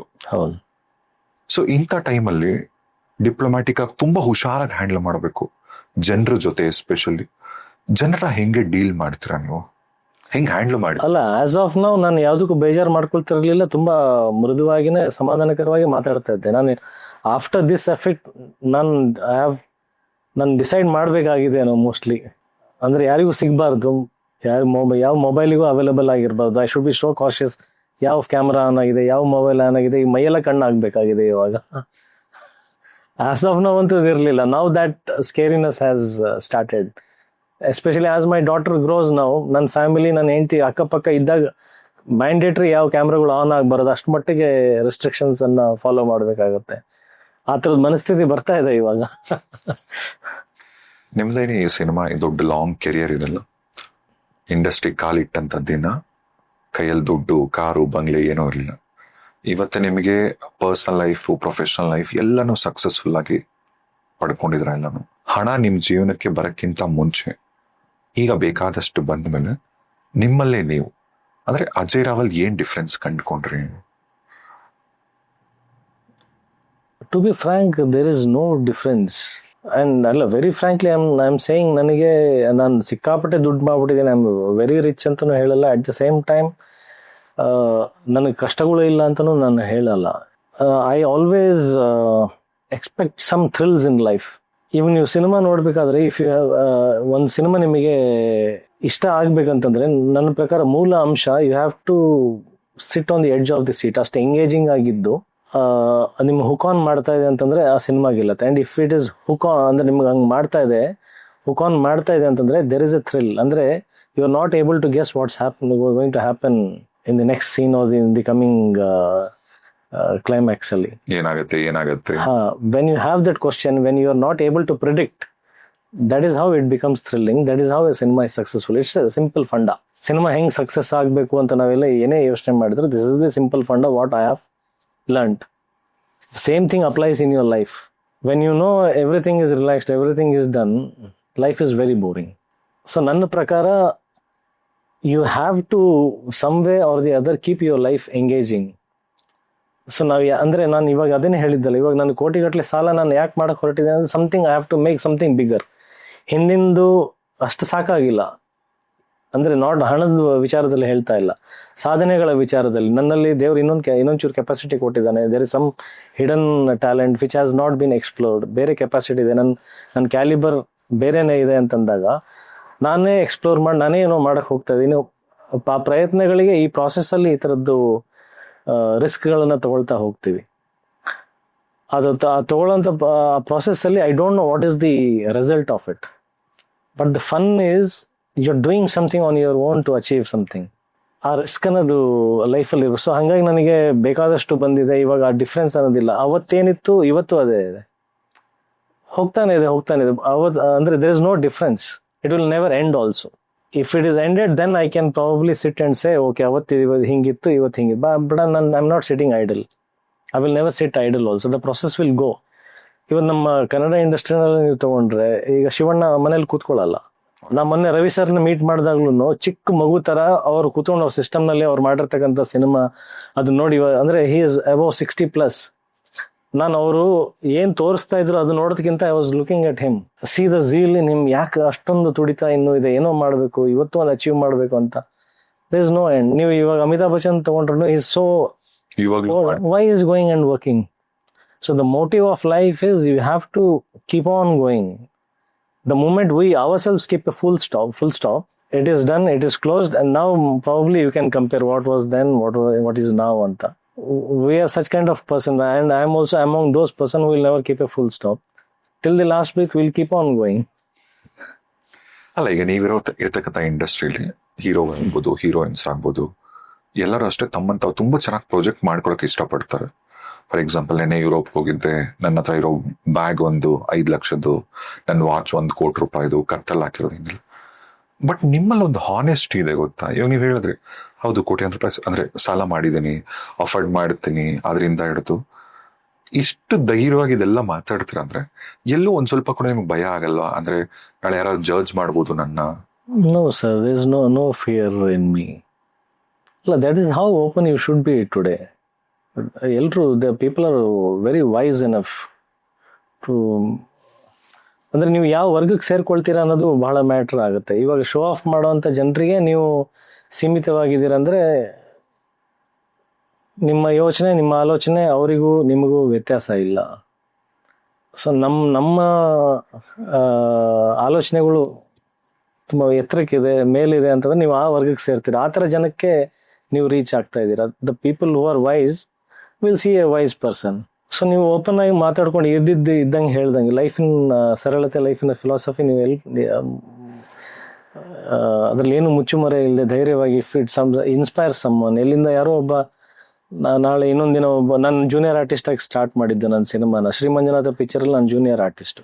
ನನ್ನ ಪಿಕ್ಚರಲ್ಲಿ 100 ಜನ ಜೂನಿಯರ್ ಆರ್ಟಿಸ್ಟ್ ಕೆಲಸ ಮಾಡ್ಬೇಕಾದ್ರೆ ನಾನು ಎಲ್ಲೋ ಒಂದ್ ಕಡೆ ಕೂತ್ಕೊಂಡು ಯಾವ್ದನ ಹುಡುಗ ತುಂಬಾ ಇಂಟ್ರೆಸ್ಟಿಂಗ್ ಆಗಿ ಏನಾದ್ರು ನೋಡ್ತಾ ಇದ್ದಾನೆ, ಸಿನಿಮಾನ ಅಬ್ಸರ್ವ್ ಮಾಡ್ತಾ ಇದ್ದಾನೆ, ಅಂದ್ರೆ ಪ್ರಾಸೆಸ್ ಎಲ್ಲೋ ಕೂತ್ಕೊಂಡು ಹರಟೆ ಹೊಡಿದೆ. ಒಬ್ಬೊಬ್ರು ಕೆಲವರು ಇರ್ತಾರೆ ನಿಂತ್ಕೊಂಡು ನನ್ಗೆ ಗೊತ್ತಾಗ್ತಾ ಇರುತ್ತೆ subconsciously, they are observing my performance. I see there is, ಈ ಹುಡುಗ ನಾಳೆ ಏನೋ ಆಗ್ಬಹುದು ಅಲ್ವಾ. ಸೊ ಆ ತರದ್ದು ಕೆಲವೊಂದು ಅಪರೂಪದ ವ್ಯಕ್ತಿಗಳು ಇರ್ತಾರಲ್ಲ, ಏನೋ ಬೆಳಿಬೇಕನ್ನೋರಿಗೆ. ನಾನು ಈ ಫ್ರಾಂಕ್ನೆಸ್ ಅಲ್ಲಿ ಮಾತಾಡೋದು ಅವನಿಗೆ ಇನ್ಸ್ಪೈರ್ ಆಗ್ಬೋದು. ನನಗೊಂದೇ ಕಷ್ಟ ಅಲ್ಲ ಗುರು, ಇದು ಮುಗಿದೇ ಇರೋ ಕಥೆ. ಯಾವತ್ತಿಗೂ ಇದು ಇದ್ದೇ ಇರುವಂತ ವಿಚಾರಗಳು. ಎಷ್ಟೇ ದೊಡ್ಡದಾಗಿ ಬೆಳೆದ್ರು, ಎತ್ತರಕ್ಕೆ ಬೆಳೆದ್ರು, this is what life is, I have to keep going ಅನ್ನೋದು may be it may inspire. So I am that category of person. ಅಲ್ಲ, ಇವತ್ತು ಒಂದು ಹಿಟ್ ಸಿನಿಮಾ, ಇವತ್ತೊಂದು ಹೆಸರು, ಸ್ಟಾರ್ಡಮ್, ಇದೆಲ್ಲಾನು ಇದೆ. ಈಗ ಮೆನ್ಷನ್ ಮಾಡಿದ್ರಿ ಶ್ರೀ ಮಂಜುನಾಥ ಚಿತ್ರದಲ್ಲಿ ಒಂದು ಜೂನಿಯರ್ ಆರ್ಟಿಸ್ಟ್ ಆಗಿ ನೀವು ಕಾಣಿಸ್ಕೊಂಡಿದ್ರಿ ಅಂತ. ನಿಮಗ್ ನೆನಪಿದ್ಯಾ? ಏನ್ ನೆನಪಿದೆ ಅವಾಗ? ಅದು ಯೂಟ್ಯೂಬ್ ನಲ್ಲೇ ಇದೆ ಆ ವಿಡಿಯೋ. ಸೌಂದರ್ಯ ಅವ್ರ ಹಿಂದೆ ನಿಂತ್ಕೊಂಡಿರೋದು ನನಗೆ ಕಾಣಿಸತ್ತೆ ಅದು. ಅಲ್ಲ, ನೀವು ಶೂಟಿಂಗ್ ಅಲ್ಲಿ ನೀವು ಎಕ್ಸ್ಪೀರಿಯನ್ಸ್ ಹೋದ್ರೆ ಅದು ಅವತ್ತಿನ ದಿನ ವಿವರ್ಸ್ ಏನ್ ನಡೀತು, ಹೇಗಿತ್ತು, ಯಾರು ಕಾಲ್ ಮಾಡಿದ್ರು, ಪೇಮೆಂಟ್ ಎಷ್ಟು ಮಾತಾಡಿದ್ರು? ಸರ್, ಹೊಸಪೇಟೆನಲ್ಲಿ ಶೂಟಿಂಗ್, ಅಂದ್ರೆ ಹಂಪಿ ಹತ್ರ ಶೂಟಿಂಗ್ ಆಗ್ತಾ ಇದ್ದಿದ್ದು. ನನಗೆ ಸಿನಿಮಾದಲ್ಲಿ ಬರಬೇಕು ಅನ್ನೋದು ಪ್ರಯತ್ನಗಳು ನಡೀತಾ ಇತ್ತಲ್ಲ, ಆ ಟೈಮಲ್ಲಿ ನಮ್ಮೂರಲ್ಲೇ ನಡೀತಾ ಇದೆ ಅಂತಂದಾಗ ಅಲ್ಲಿ ಹೋಗಿದ್ದೆ ನಾನು. ಹೋಗಿದ್ದಂಥ ಸಂದರ್ಭದಲ್ಲಿ ಒಬ್ರು ಡ್ಯಾನ್ಸ್ ಮಾಸ್ಟ್ರು, ಇಮ್ತಿಯಾಜ್ ಅಂತ ಅವ್ರ ಹೆಸರು, ಅವರು ಅಲ್ಲಿ ಲೋಕಲ್ ಜೂನಿಯರ್ಸ್ನ ಕೋಆರ್ಡಿನೇಟ್ ಮಾಡಿ ಕರ್ಕೊಂಡು ಹೋಗ್ತಾ ಇದ್ರು ಸಿನಿಮಾಗೆ. ಅವರ ಡ್ಯಾನ್ಸ್ ಕ್ಲಾಸಲ್ಲಿ ಒಂದಷ್ಟು ದಿನ ನಾನು ಕೂಡ ಭಾಗವಹಿಸಿ ಒಂದಷ್ಟು ಪ್ರಾಕ್ಟೀಸ್ಗಳನ್ನ ಮಾಡಿದ್ದೆ. ಸೊ ಅವರು ಅಂದ್ರೆ ಕರ್ಕೊಂಡು ಹೋದ್ರು ಎಲ್ಲರ ಜೊತೆಗೆ. ಸೊ ನಾನು ಹೇಗಿದೆ ಅಂದ್ರೆ ನನ್ನ ಮನಸ್ಥಿತಿ, ನನಗೆ ಹೀರೋ ಚಾನ್ಸ್ ಸಿಕ್ಬಿಡುತ್ತೆ ಇವತ್ತು. ಆ ಪಿಕ್ಚರ್ ಅರ್ಜುನ್ ಸರ್ಜಾ ಅವರು ಇದ್ದಾರೆ, ಅಂಬರೀಷ್ ಅವರು ಇದ್ದಾರೆ, ಚಿರಂಜೀವಿ ಸರ್ ಇದ್ದಾರೆ, ಎಲ್ಲರೂ ಇದ್ದಾರೆ. ಬಟ್ ಅಂದ್ರೆ ನಮ್ಮ ಭಾವನೆ ಹೆಂಗಿತ್ತು ಅಂದ್ರೆ ವೆರಿ ಇನ್ನೋಸೆಂಟ್ ಮೆಂಟಾಲಿಟೀಸ್ ಅವತ್ತು. ನೀಟ್ ಸೇವ್ ಮಾಡ್ಕೊಂಡು ನಾನು ಚೆನ್ನಾಗಿ ಡ್ರೆಸ್ ಎಲ್ಲ ಹಾಕೊಂಡು, ಶೂ ಹಾಕೊಂಡು, ನನ್ನೊಂದು SD ಬೈಕ್ ಇತ್ತು. ಪಾಪ ಎಲ್ಲಾ ಜೂನಿಯರ್ಸ್ ಗಳನ್ನ ಒಂದು ಬಸ್ಸಲ್ಲಿ ಕರ್ಕೊಂಡು ಹೋದ್ರೆ, ಇಲ್ಲ ನೀವು ಹೋಗಿ ನಾನು ಬರ್ತೀನಿ ಬೈಕಲ್ಲಿ ಅಂದ್ಬಿಟ್ಟು ನಾನು SD ಬೈಕಲ್ಲ ಹಿಂದೆ ಕೂಲಿಂಗ್ ಗ್ಲಾಸ್ ಎಲ್ಲ ಹಾಕೊಂಡು, ಅದಿರೋದು ಪೌರಾಣಿಕ ಸಿನಿಮಾ. ನನಗೆ ಅದು ಏನಂತಾನೆ ಗೊತ್ತಿಲ್ಲ. ಇಂಪ್ರೆಸ್ ಮಾಡಕ್ಕೆ ಆತರ ಸೆಟ್ಟಿಗೆ ಹೋಗಿ ಕಟ್ ಮಾಡಿದ್ರೆ ಅದು ಎಲ್ಲೋ ದೂರ ಬ್ಯಾರಿಕೇಡ್ ಹಾಕಿದ್ರು, ನನ್ನ ಬೈಕ್ ಎಲ್ಲೋ ಇದೆ. ಕರ್ಕೊಂಬಂದ್ರೆ ನನ್ನ ಬಟ್ಟೆನೆಲ್ಲ ಮುದ್ದೆ ಮಾಡಿ ಹಾಕಿ ಯಾವ್ದೋ ಬ್ಯಾಗಲ್ಲಿ ಹೆಸರು ನನಗೆ ಒಂದ್ ಸೈನಿಕಂದು ಅಥವಾ ಅಲ್ಲಿ ಅಂದ್ರೆ ಹಳ್ಳಿ ಜನ ಇರ್ತಲ್ಲ ಆ ತರದ್ ಒಂದು ಬಟ್ಟೆಗಳು ಕೊಟ್ರು. ನನಗೆ ಅದು ಏನು ಗೊತ್ತಿಲ್ಲ. ಎಲ್ಲಾದ್ರ ಜೊತೆಗೂ ತಳ್ಳಿದ್ರು, ಎಲ್ಲ ಮಧ್ಯದಲ್ಲಿ ಏನಂತ ಕೇಳಿಲ್ಲ. ನಾನು ಐ ವಾಸ್ ಸೋ ಎಕ್ಸೈಟಿಂಗ್. ಅಂದ್ರೆ ಒಂದ್ ಚಿಕ್ಕ ಮಗುನ ನೀವು ಯಾವ್ದನ್ನ ಝೂ ಅಥವಾ ಎಕ್ಸಿಬಿಷನ್ ಕರ್ಕೊಂಡು ಹೆಂಗಿರುತ್ತೆ. ಯಾವ ಸ್ಟಾರ್ ನಾನು ನೋಡಿ? ಅರ್ಜುನ್ ಸರ್ಜಾ ಅವ್ರನ್ನ. ಅವ್ರು ಇನ್ನೂ ನೆನಪಿದೆ, ಹೋಂಡಾ ಸಿಟಿ ಕಾರಲ್ಲಿ ಬಂದಿದ್ರು. I remember it very well. Most memorable incident ಅಂದ್ರೆ ನನಗೆ ಒದೆನೂ ಬಿದ್ದಿದೆ ಆ ಸಿನಿಮಾದಲ್ಲಿ. ಅವ್ರ ಕೈಲ್ಲ, ಅವ್ರ ಕೈಲಲ್ಲ, ಒಬ್ಬ ಇನ್ನೊಬ್ರು ಆರ್ಟಿಸ್ಟ್ ಅಸೋಸಿಯೇಟ್ ಅಥವಾ ಅಸಿಸ್ಟೆಂಟ್ ಡೈರೆಕ್ಟರ್ ಕೈಯಲ್ಲಿ. ಅಂಡ್ ಎಲ್ಲಕ್ಕಿಂತ ಮಜಾ ಏನಪ್ಪಾ ಅಂದ್ರೆ that person directed my film later on. ಅಲ್ಲ, ಈ ಅಸಿಸ್ಟೆಂಟ್ ಡೈರೆಕ್ಟರ್ ನಿಮಗೆ ಹೊಡೆದಿದ್ದು ಏನಕ್ಕೆ? ಅಲ್ಲಿ ಎಲ್ರು ಸೀರಿಯಸ್ ಆಗಿರ್ಬೇಕಾಗಿರ್ತಕ್ಕಂಥ ಸೀನ್ ಅದು. ನಗ್ತಿದ್ರು. ನಾನ್ ನಗ್ತಾ ಇದ್ದೀನಿ ಯಾಕಂದ್ರೆ ಅಲ್ಲಿ ಶರಣ್ ಅವರು ಇದ್ದಾರೆ ಆ ಸೀನ್ ಅಲ್ಲಿ. ಶರಣ್ ಅವರು, ಮಂಡ್ಯ ರಮೇಶ್ ಅವರು, ಯೋಧರಾಜ್ ಅವರು ಇದ್ರು ಅನ್ಸತ್ತಲ್ಲ. ಹಾ, ಅದು ಒಂದು ಅಗ್ನಿ ಏನು ಸುಡ್ತಾ ಇರೋ ರಾಡ್ ಅನ್ನ ಹಿಡ್ಕೊಂಡು ಪ್ರಮಾಣ ಮಾಡ್ಬೇಕಾಗಿರ್ತಕ್ಕಂಥ ಒಂದು ಸೀನ್ ಅದು. ಆ ಸೀನ್ ನಲ್ಲಿ ಅದು ಕಾಮಿಡಿ ಸೀನ್ ನಡೀತಾ ಇದೆಯಲ್ಲ, ಬಟ್ ಸೀನಿನ ವಿಷಯ ಏನಂದ್ರೆ ಒಂದು ಪ್ರೆಗ್ನೆಂಟ್ ಲೇಡಿ ನಿಂತಿದ್ದಾಳೆ, ಅವಳ ಪರ ಒಂದು ಪಂಚಾಯತಿ ನಡೀತಾ ಇದೆ, ಸಾರಿ ಅವಳ ವಿರುದ್ಧವಾಗಿ ಅಲ್ಲಿ ಆ ಸೀನ್ ನಡೀತಾ ಇದೆ. ಅದು it's a serious scene. But ಅಲ್ಲಿ ಮಂಡ್ಯ ರಮೇಶ್ ಅವರು, ಶರಣ್ ಅವರೆಲ್ಲ ಕಾಮಿಡಿ ಮಾಡ್ತಾ ಇರೋದಕ್ಕೆ ನಂಗೆ ರಿಯಲ್ ಲೈಫ್ ನಗು ಬರ್ತಾ ಇದೆ. ಅಂದ್ರೆ ನಾ ಎಂಜಾಯ್ ಮಾಡ್ತಾ ಇದ್ದೀನಿ ಅದನ್ನ. ಅದು ನಕ್ಕಿದ್ದಕ್ಕೆ ನೋಡಿದ್ರ ಸುಂದರನಾಥ್ ಸುವರ್ಣ ಅವರು ಬೈದ್ರು ಕ್ಯಾಮ್ರಾದಲ್ಲಿ, ಅವ್ನ್ ಯಾರೋ ಹುಡುಗ ನಗ್ತಾ ಇರೋದಂತ. ಇವನ್ ಬಂದ್ ರಪ್ ಅಂತ ಕೊಟ್ಟ ನನಗೆ. ಅಂದ್ರೆ ಹೆಸರು ಬೇಡ. Still that person doesn't know that he has hit. ಹೌದಾ? ನೀವ್ ಹೇಳಿದ್ರ? ಯಾವತ್ತು ಹೇಳಿಲ್ಲ. ಓಕೆ. ಈಗ ಆ ಹಂತದಲ್ಲಿ ಅಲ್ಲ, he may come to know, but publicly life ಅಂದ್ರೆ ಅವ್ರ ಹೆಸರು ಹೇಳದ್ ಬೇಡ. He is the person who paid me the first advance in Gandhinagar before excuse me. And later on after excuse me several films ಅಂದ್ಮೇಲೆ he directed my film. So ಹಂಗಾದ್ರೆ shooting set ಅಲ್ಲಿ ಒದೆ ತಿಂದ್ರೆ ಒಳ್ಳೇದು. ಒದೆ ತಿಂದ್ರೆ ಒಳ್ಳೇದಲ್ಲ. See, you should not feel bad, personal grudge ಅಲ್ಲ. It was his profession. ಅಷ್ಟು ಕೋಟಿಗಟ್ಟಲೆ ದುಡ್ಡು ಹಾಕಿದ್ದಾರೆ. ನಿಮ್ ತಲೆಯಲ್ಲಿ ಅಲ್ಲ, ತುಂಬಾ ಬೇಜಾರಾಗಿದೆ, ತುಂಬಾ ಆಕ್ರೋಶ ಬಂದಿದೆ, ವಾಪಸ್ ತಿರುಗಿ ಹೊಡೆಯೋಣ ಅಂತಾನೂ ಅನ್ಸಿದೆ.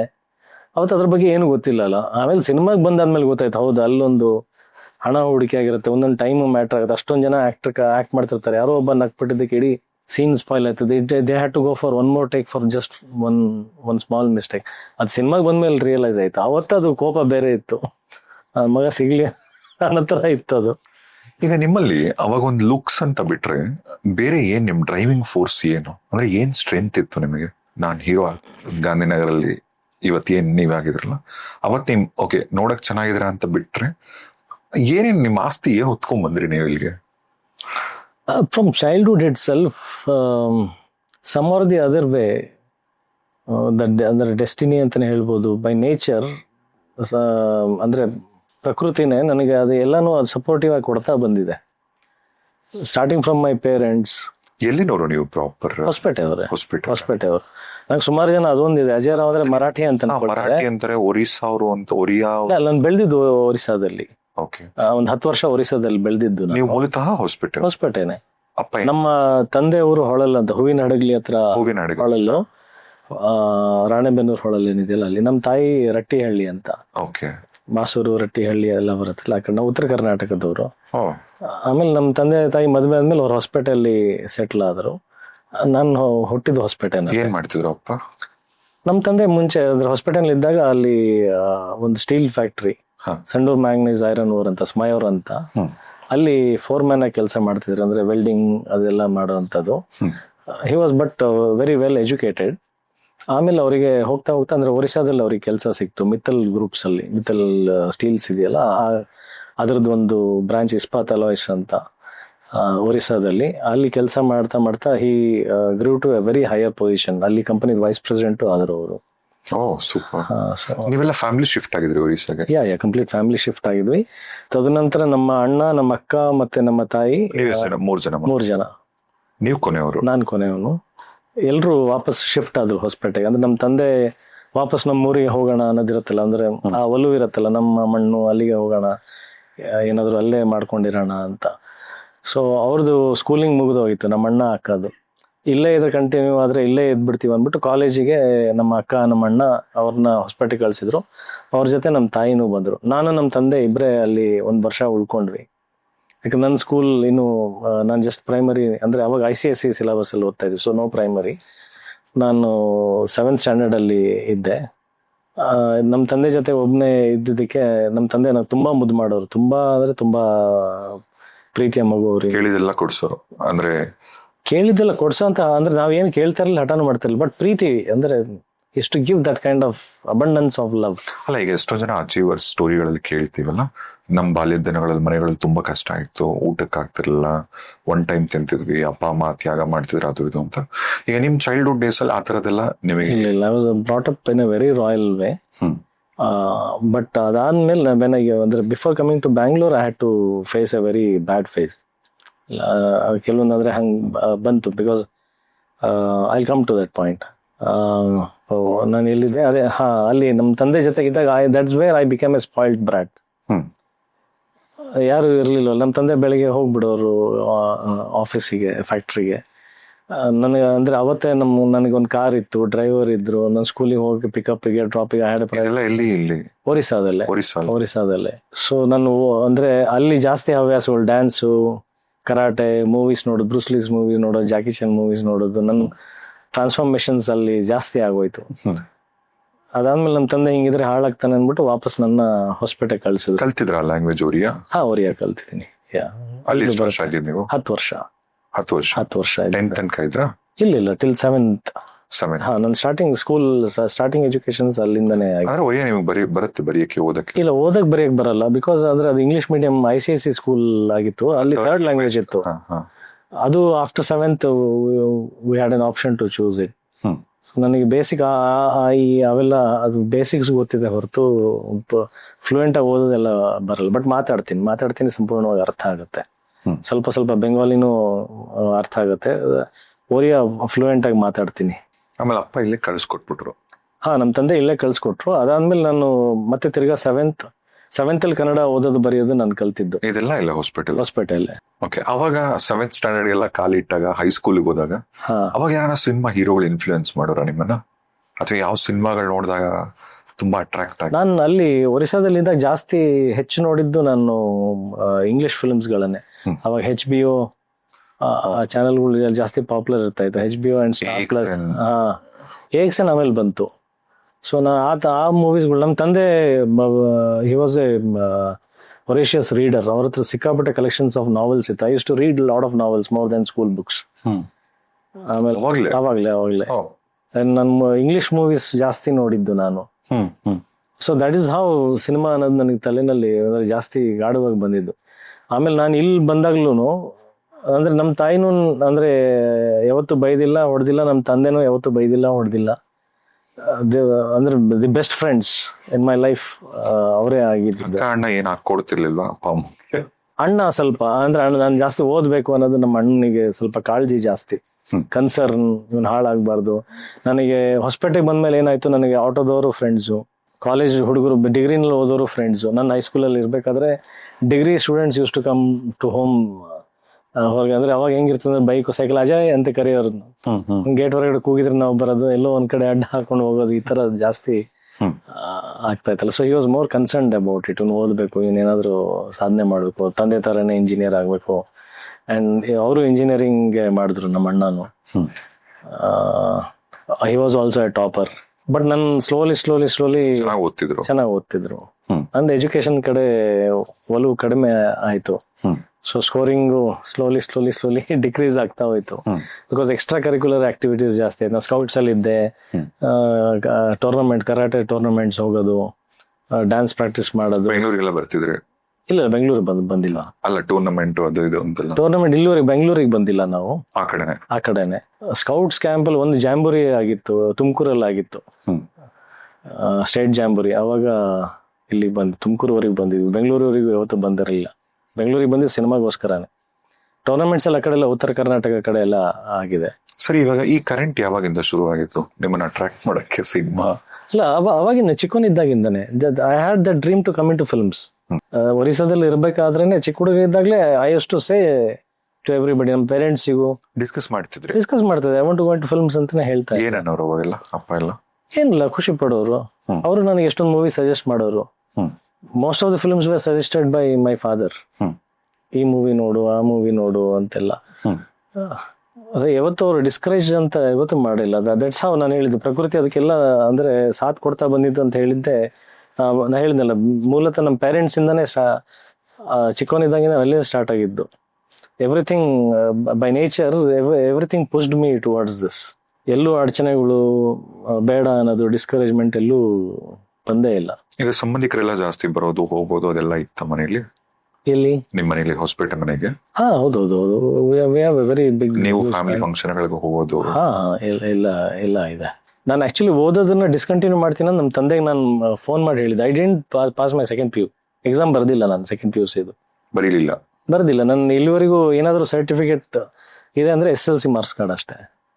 ಫಸ್ಟ್ PUC ಸುಮ್ಮನೆ ಪಾಸ್ ಮಾಡ್ಬಿಟ್ಟು ಫಸ್ಟ್ PUC ಸುಮ್ಮನೆ ಪಾಸ್ ಆಗಿದ್ದಷ್ಟೇ, with very lower marks. But second PUC ನಾನು ಎಕ್ಸಾಮೇ ಬರ್ದಿಲ್ಲ ನಾನು. ಬಟ್ ಹೆಂಗೆ ಸೆಕೆಂಡ್ PUC ಅಷ್ಟು ದೊಡ್ಡ ನಿರ್ಧಾರ? ಬೆಂಗಳೂರಿಗೆ ಬಂದ್ಬಿಡ್ತೀನಿ, ಏನೋ ಮಾಡ್ತೀನಿ. That is brought up.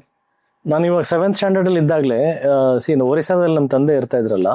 You won't believe, today we have this mobile phones, we have maps, live location, everything. Correct. ನನ್ನ ತಂದೆ ನನ್ನ ಬೆಳೆಸಿದ ರೀತಿಗೆ I am very thankful and grateful.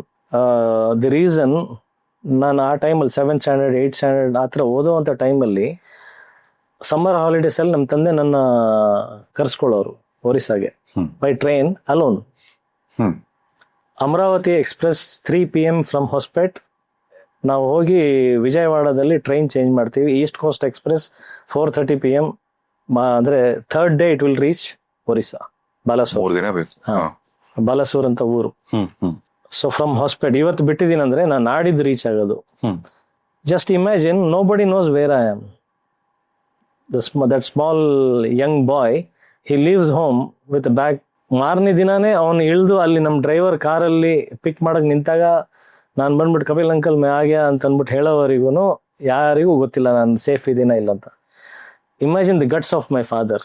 ಇವ್ರು ಹಿಂಗೆ ಬೆಳಿಬೇಕಂತ ಬೆಳೆಸ್ಕೊಟ್ಟಿದ್ದು, ದಟ್ ಇಸ್ ದಿ ಅಂದ್ರೆ ನಿಜವಾದ ಆಸ್ತಿ ಅವ್ರು ನಮ್ಗೆ ಕೊಟ್ಟಿರ್ತಕ್ಕಂಥ ದಟ್ ಕಾನ್ಫಿಡೆನ್ಸ್. ನಿಮ್ಮ ಅಮ್ಮನೂ ತಡಿತಿರ್ಲಿಲ್ಲ, ಒಬ್ಬನೇ ಹೋಗ್ಬೇಡ?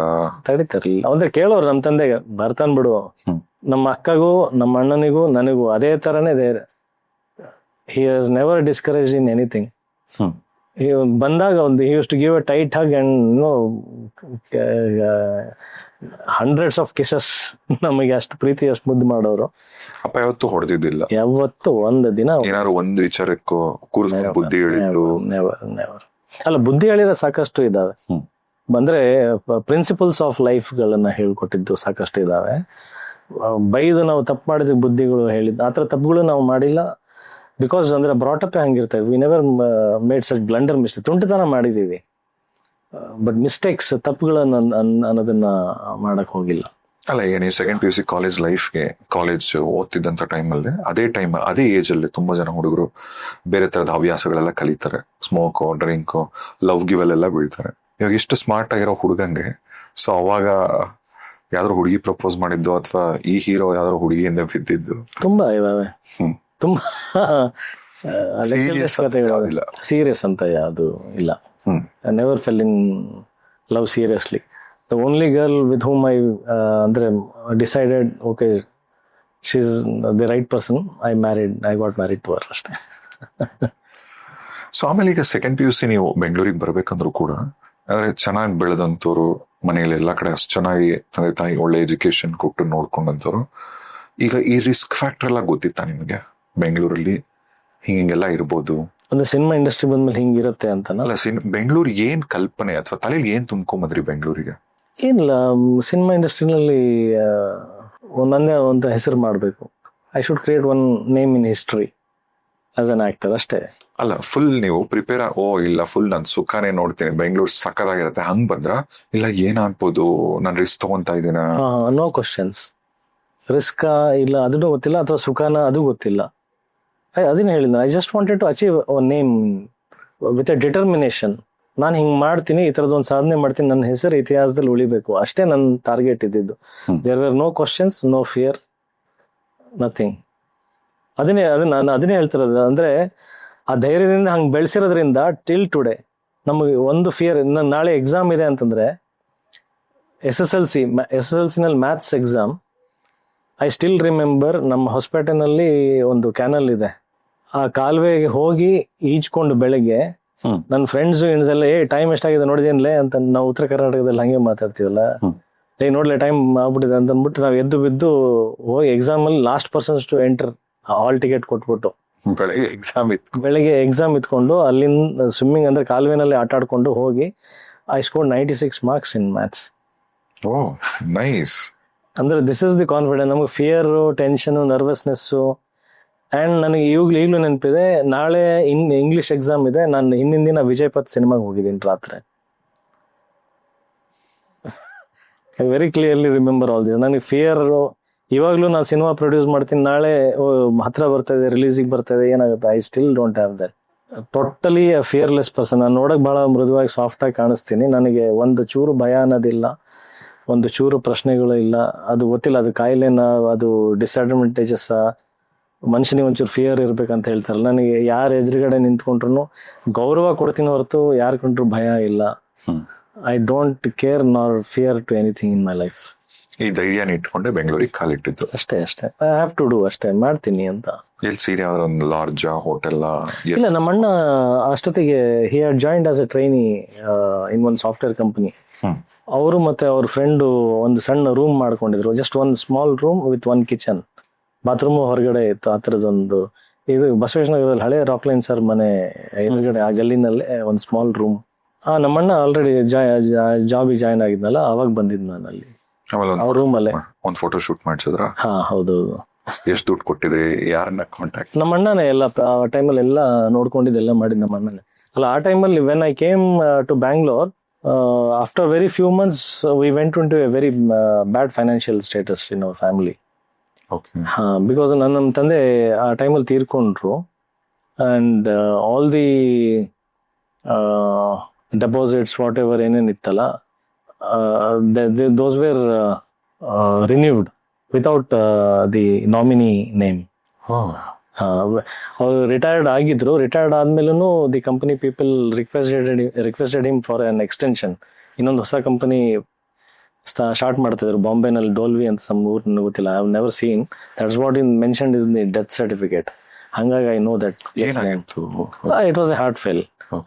ಸೊ ಅಂದ್ರೆ ಅಲ್ಲಿ 6 ತಿಂಗಳು ಎಕ್ಸ್ಟೆನ್ಷನ್ ಆದಾಗ ಏನಾಗಿತ್ತು, ಇಲ್ಲಿ ಒರಿಸ್ಸಾದಲ್ಲಿ ಇದ್ದಂತ ಎಲ್ಲ ಅವ್ರದ್ದು ಸೇವಿಂಗ್ಸ್ ಡೆಪಾಸಿಟ್ಸ್ ಎಲ್ಲ ಏನಿತ್ತಲ್ಲ, ಅವ್ರೇನು ತುಂಬಾ ದೊಡ್ಡದಾಗಿ ಏನು ಸೇವಿಂಗ್ಸ್ ಮಾಡಿರ್ಲಿಲ್ಲ. Most of them were all given away to, ಅಂದ್ರೆ ಯಾರ್ಯಾರ ಕಷ್ಟಕ್ಕೆ ಅಂತ ಫ್ಯಾಮಿಲಿನಲ್ಲೋ, ರಿಲೇಟಿವ್ಸ್ನಲ್ಲೋ ಅಥವಾ ಫ್ರೆಂಡ್ ಸರ್ಕಲ್ ಅಲ್ಲೋ ಅವ್ರ ಜೊತೆ ಕೆಲಸ ಮಾಡೋಂಥವ್ರು ಯಾರೇ, anybody whose to come for help, they never went with empty hands.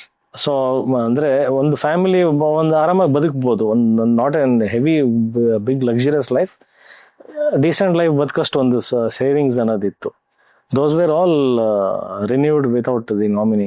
That is how we all, ಅಂದ್ರೆ ನಾವೆಲ್ಲರೂ ಅದು ಲೀಗಲ್ ಸರ್ಟಿಫಿಕೇಟು ಅದೆಲ್ಲ ಮಾಡಿಸೋಷ್ಟರಲ್ಲಿ, ತಹಶೀಲ್ದಾರ್ ಆಫೀಸು ಅದು ಇದು ಓಡಾಡೋದು ಮಾಡಷ್ಟರಲ್ಲೇ ಎವ್ರಿಥಿಂಗ್ ಗಾಟ್ ಎಕ್ಸಾಸ್ಟೆಡ್.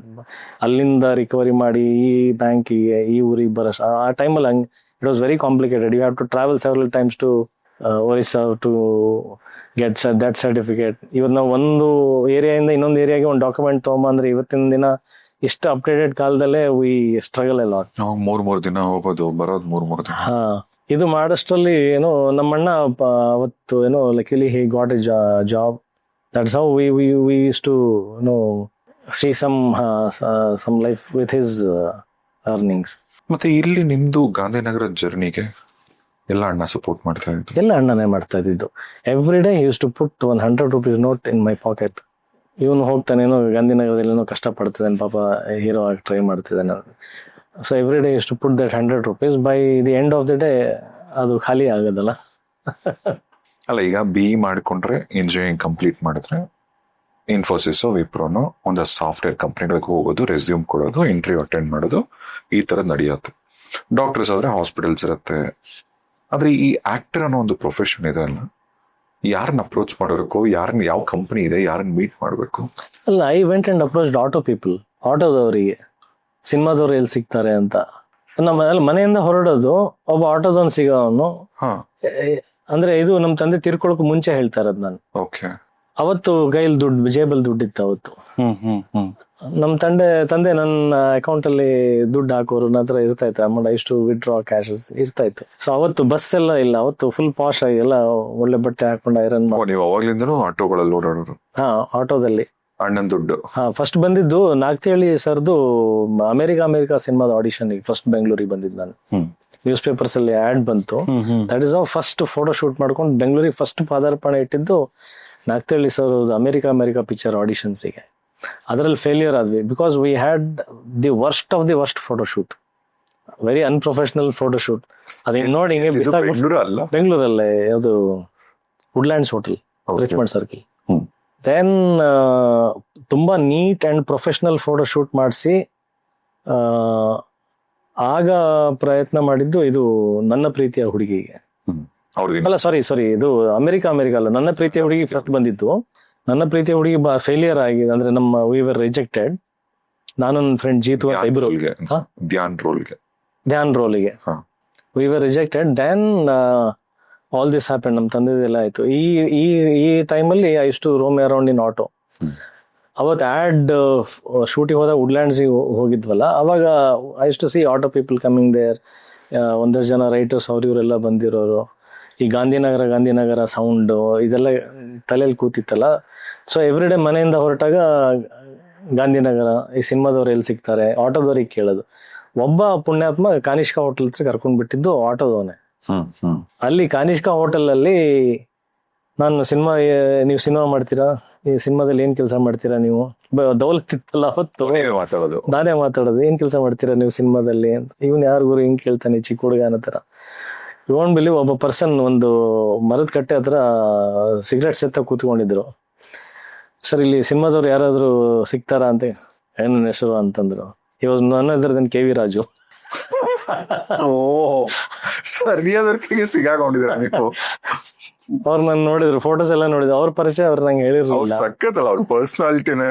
ಏನ್ ಮಾಡ್ಕೊಂಡಿದ್ದೆ, ಎಲ್ಲಿದೆ, ಹಂಗೆಲ್ಲ ಕೇಳಿದ್ರು. ಸರ್ ಬಸವೇಶ್ ನಗರ ಅದು ಇದೆಲ್ಲ ಅಂತ ಹೇಳ್ದೆ. ಸರಿ ನಾಳೆಯಿಂದ ಬಂದ್ಬಿಡು ಅಲ್ಲಿ ಅಂತಂದ್ರು. ಯಾವ್ದು ಕಾವೇರಿ ಥಿಯೇಟರ್ ಹತ್ರ ಮುಂದೆ ಎದುರುಗಡೆ ಒಂದು ಆಫೀಸ್ ಇತ್ತು. I went and joined as an assistant director to him. ಅವರಿಗೆ ಸೊ ಯಾವ ಸಿನಿಮಾ ಅದು? ಪಿಕ್ಚರ್ ಹೆಸರು ಮಿಥುನ ಅಂತ. ಅದು ಟೇಕ್ ಆಫ್ ಆಗ್ಲಿಲ್ಲ. ಒಂದಷ್ಟು ರೈಟಿಂಗ್ಸು ಮಾಡಿದ್ದೀನಿ ಅವ್ರ ಹತ್ರ. ಅಂದ್ರೆ ಆನ್ ಸ್ಪಾಟ್ ಅಲ್ಲಿ ಅವ್ರ ಜೊತೆ ಹೋಗಿ ಕೆಲಸ ಮಾಡಿದ್ದಿಲ್ಲ, but in the script, in the writing ನಾನು ಅವ್ರ ಜೊತೆ ಕೂತ್ಕೊಂಡು ಕೆಲಸ ಮಾಡಿದ್ದೀನಿ.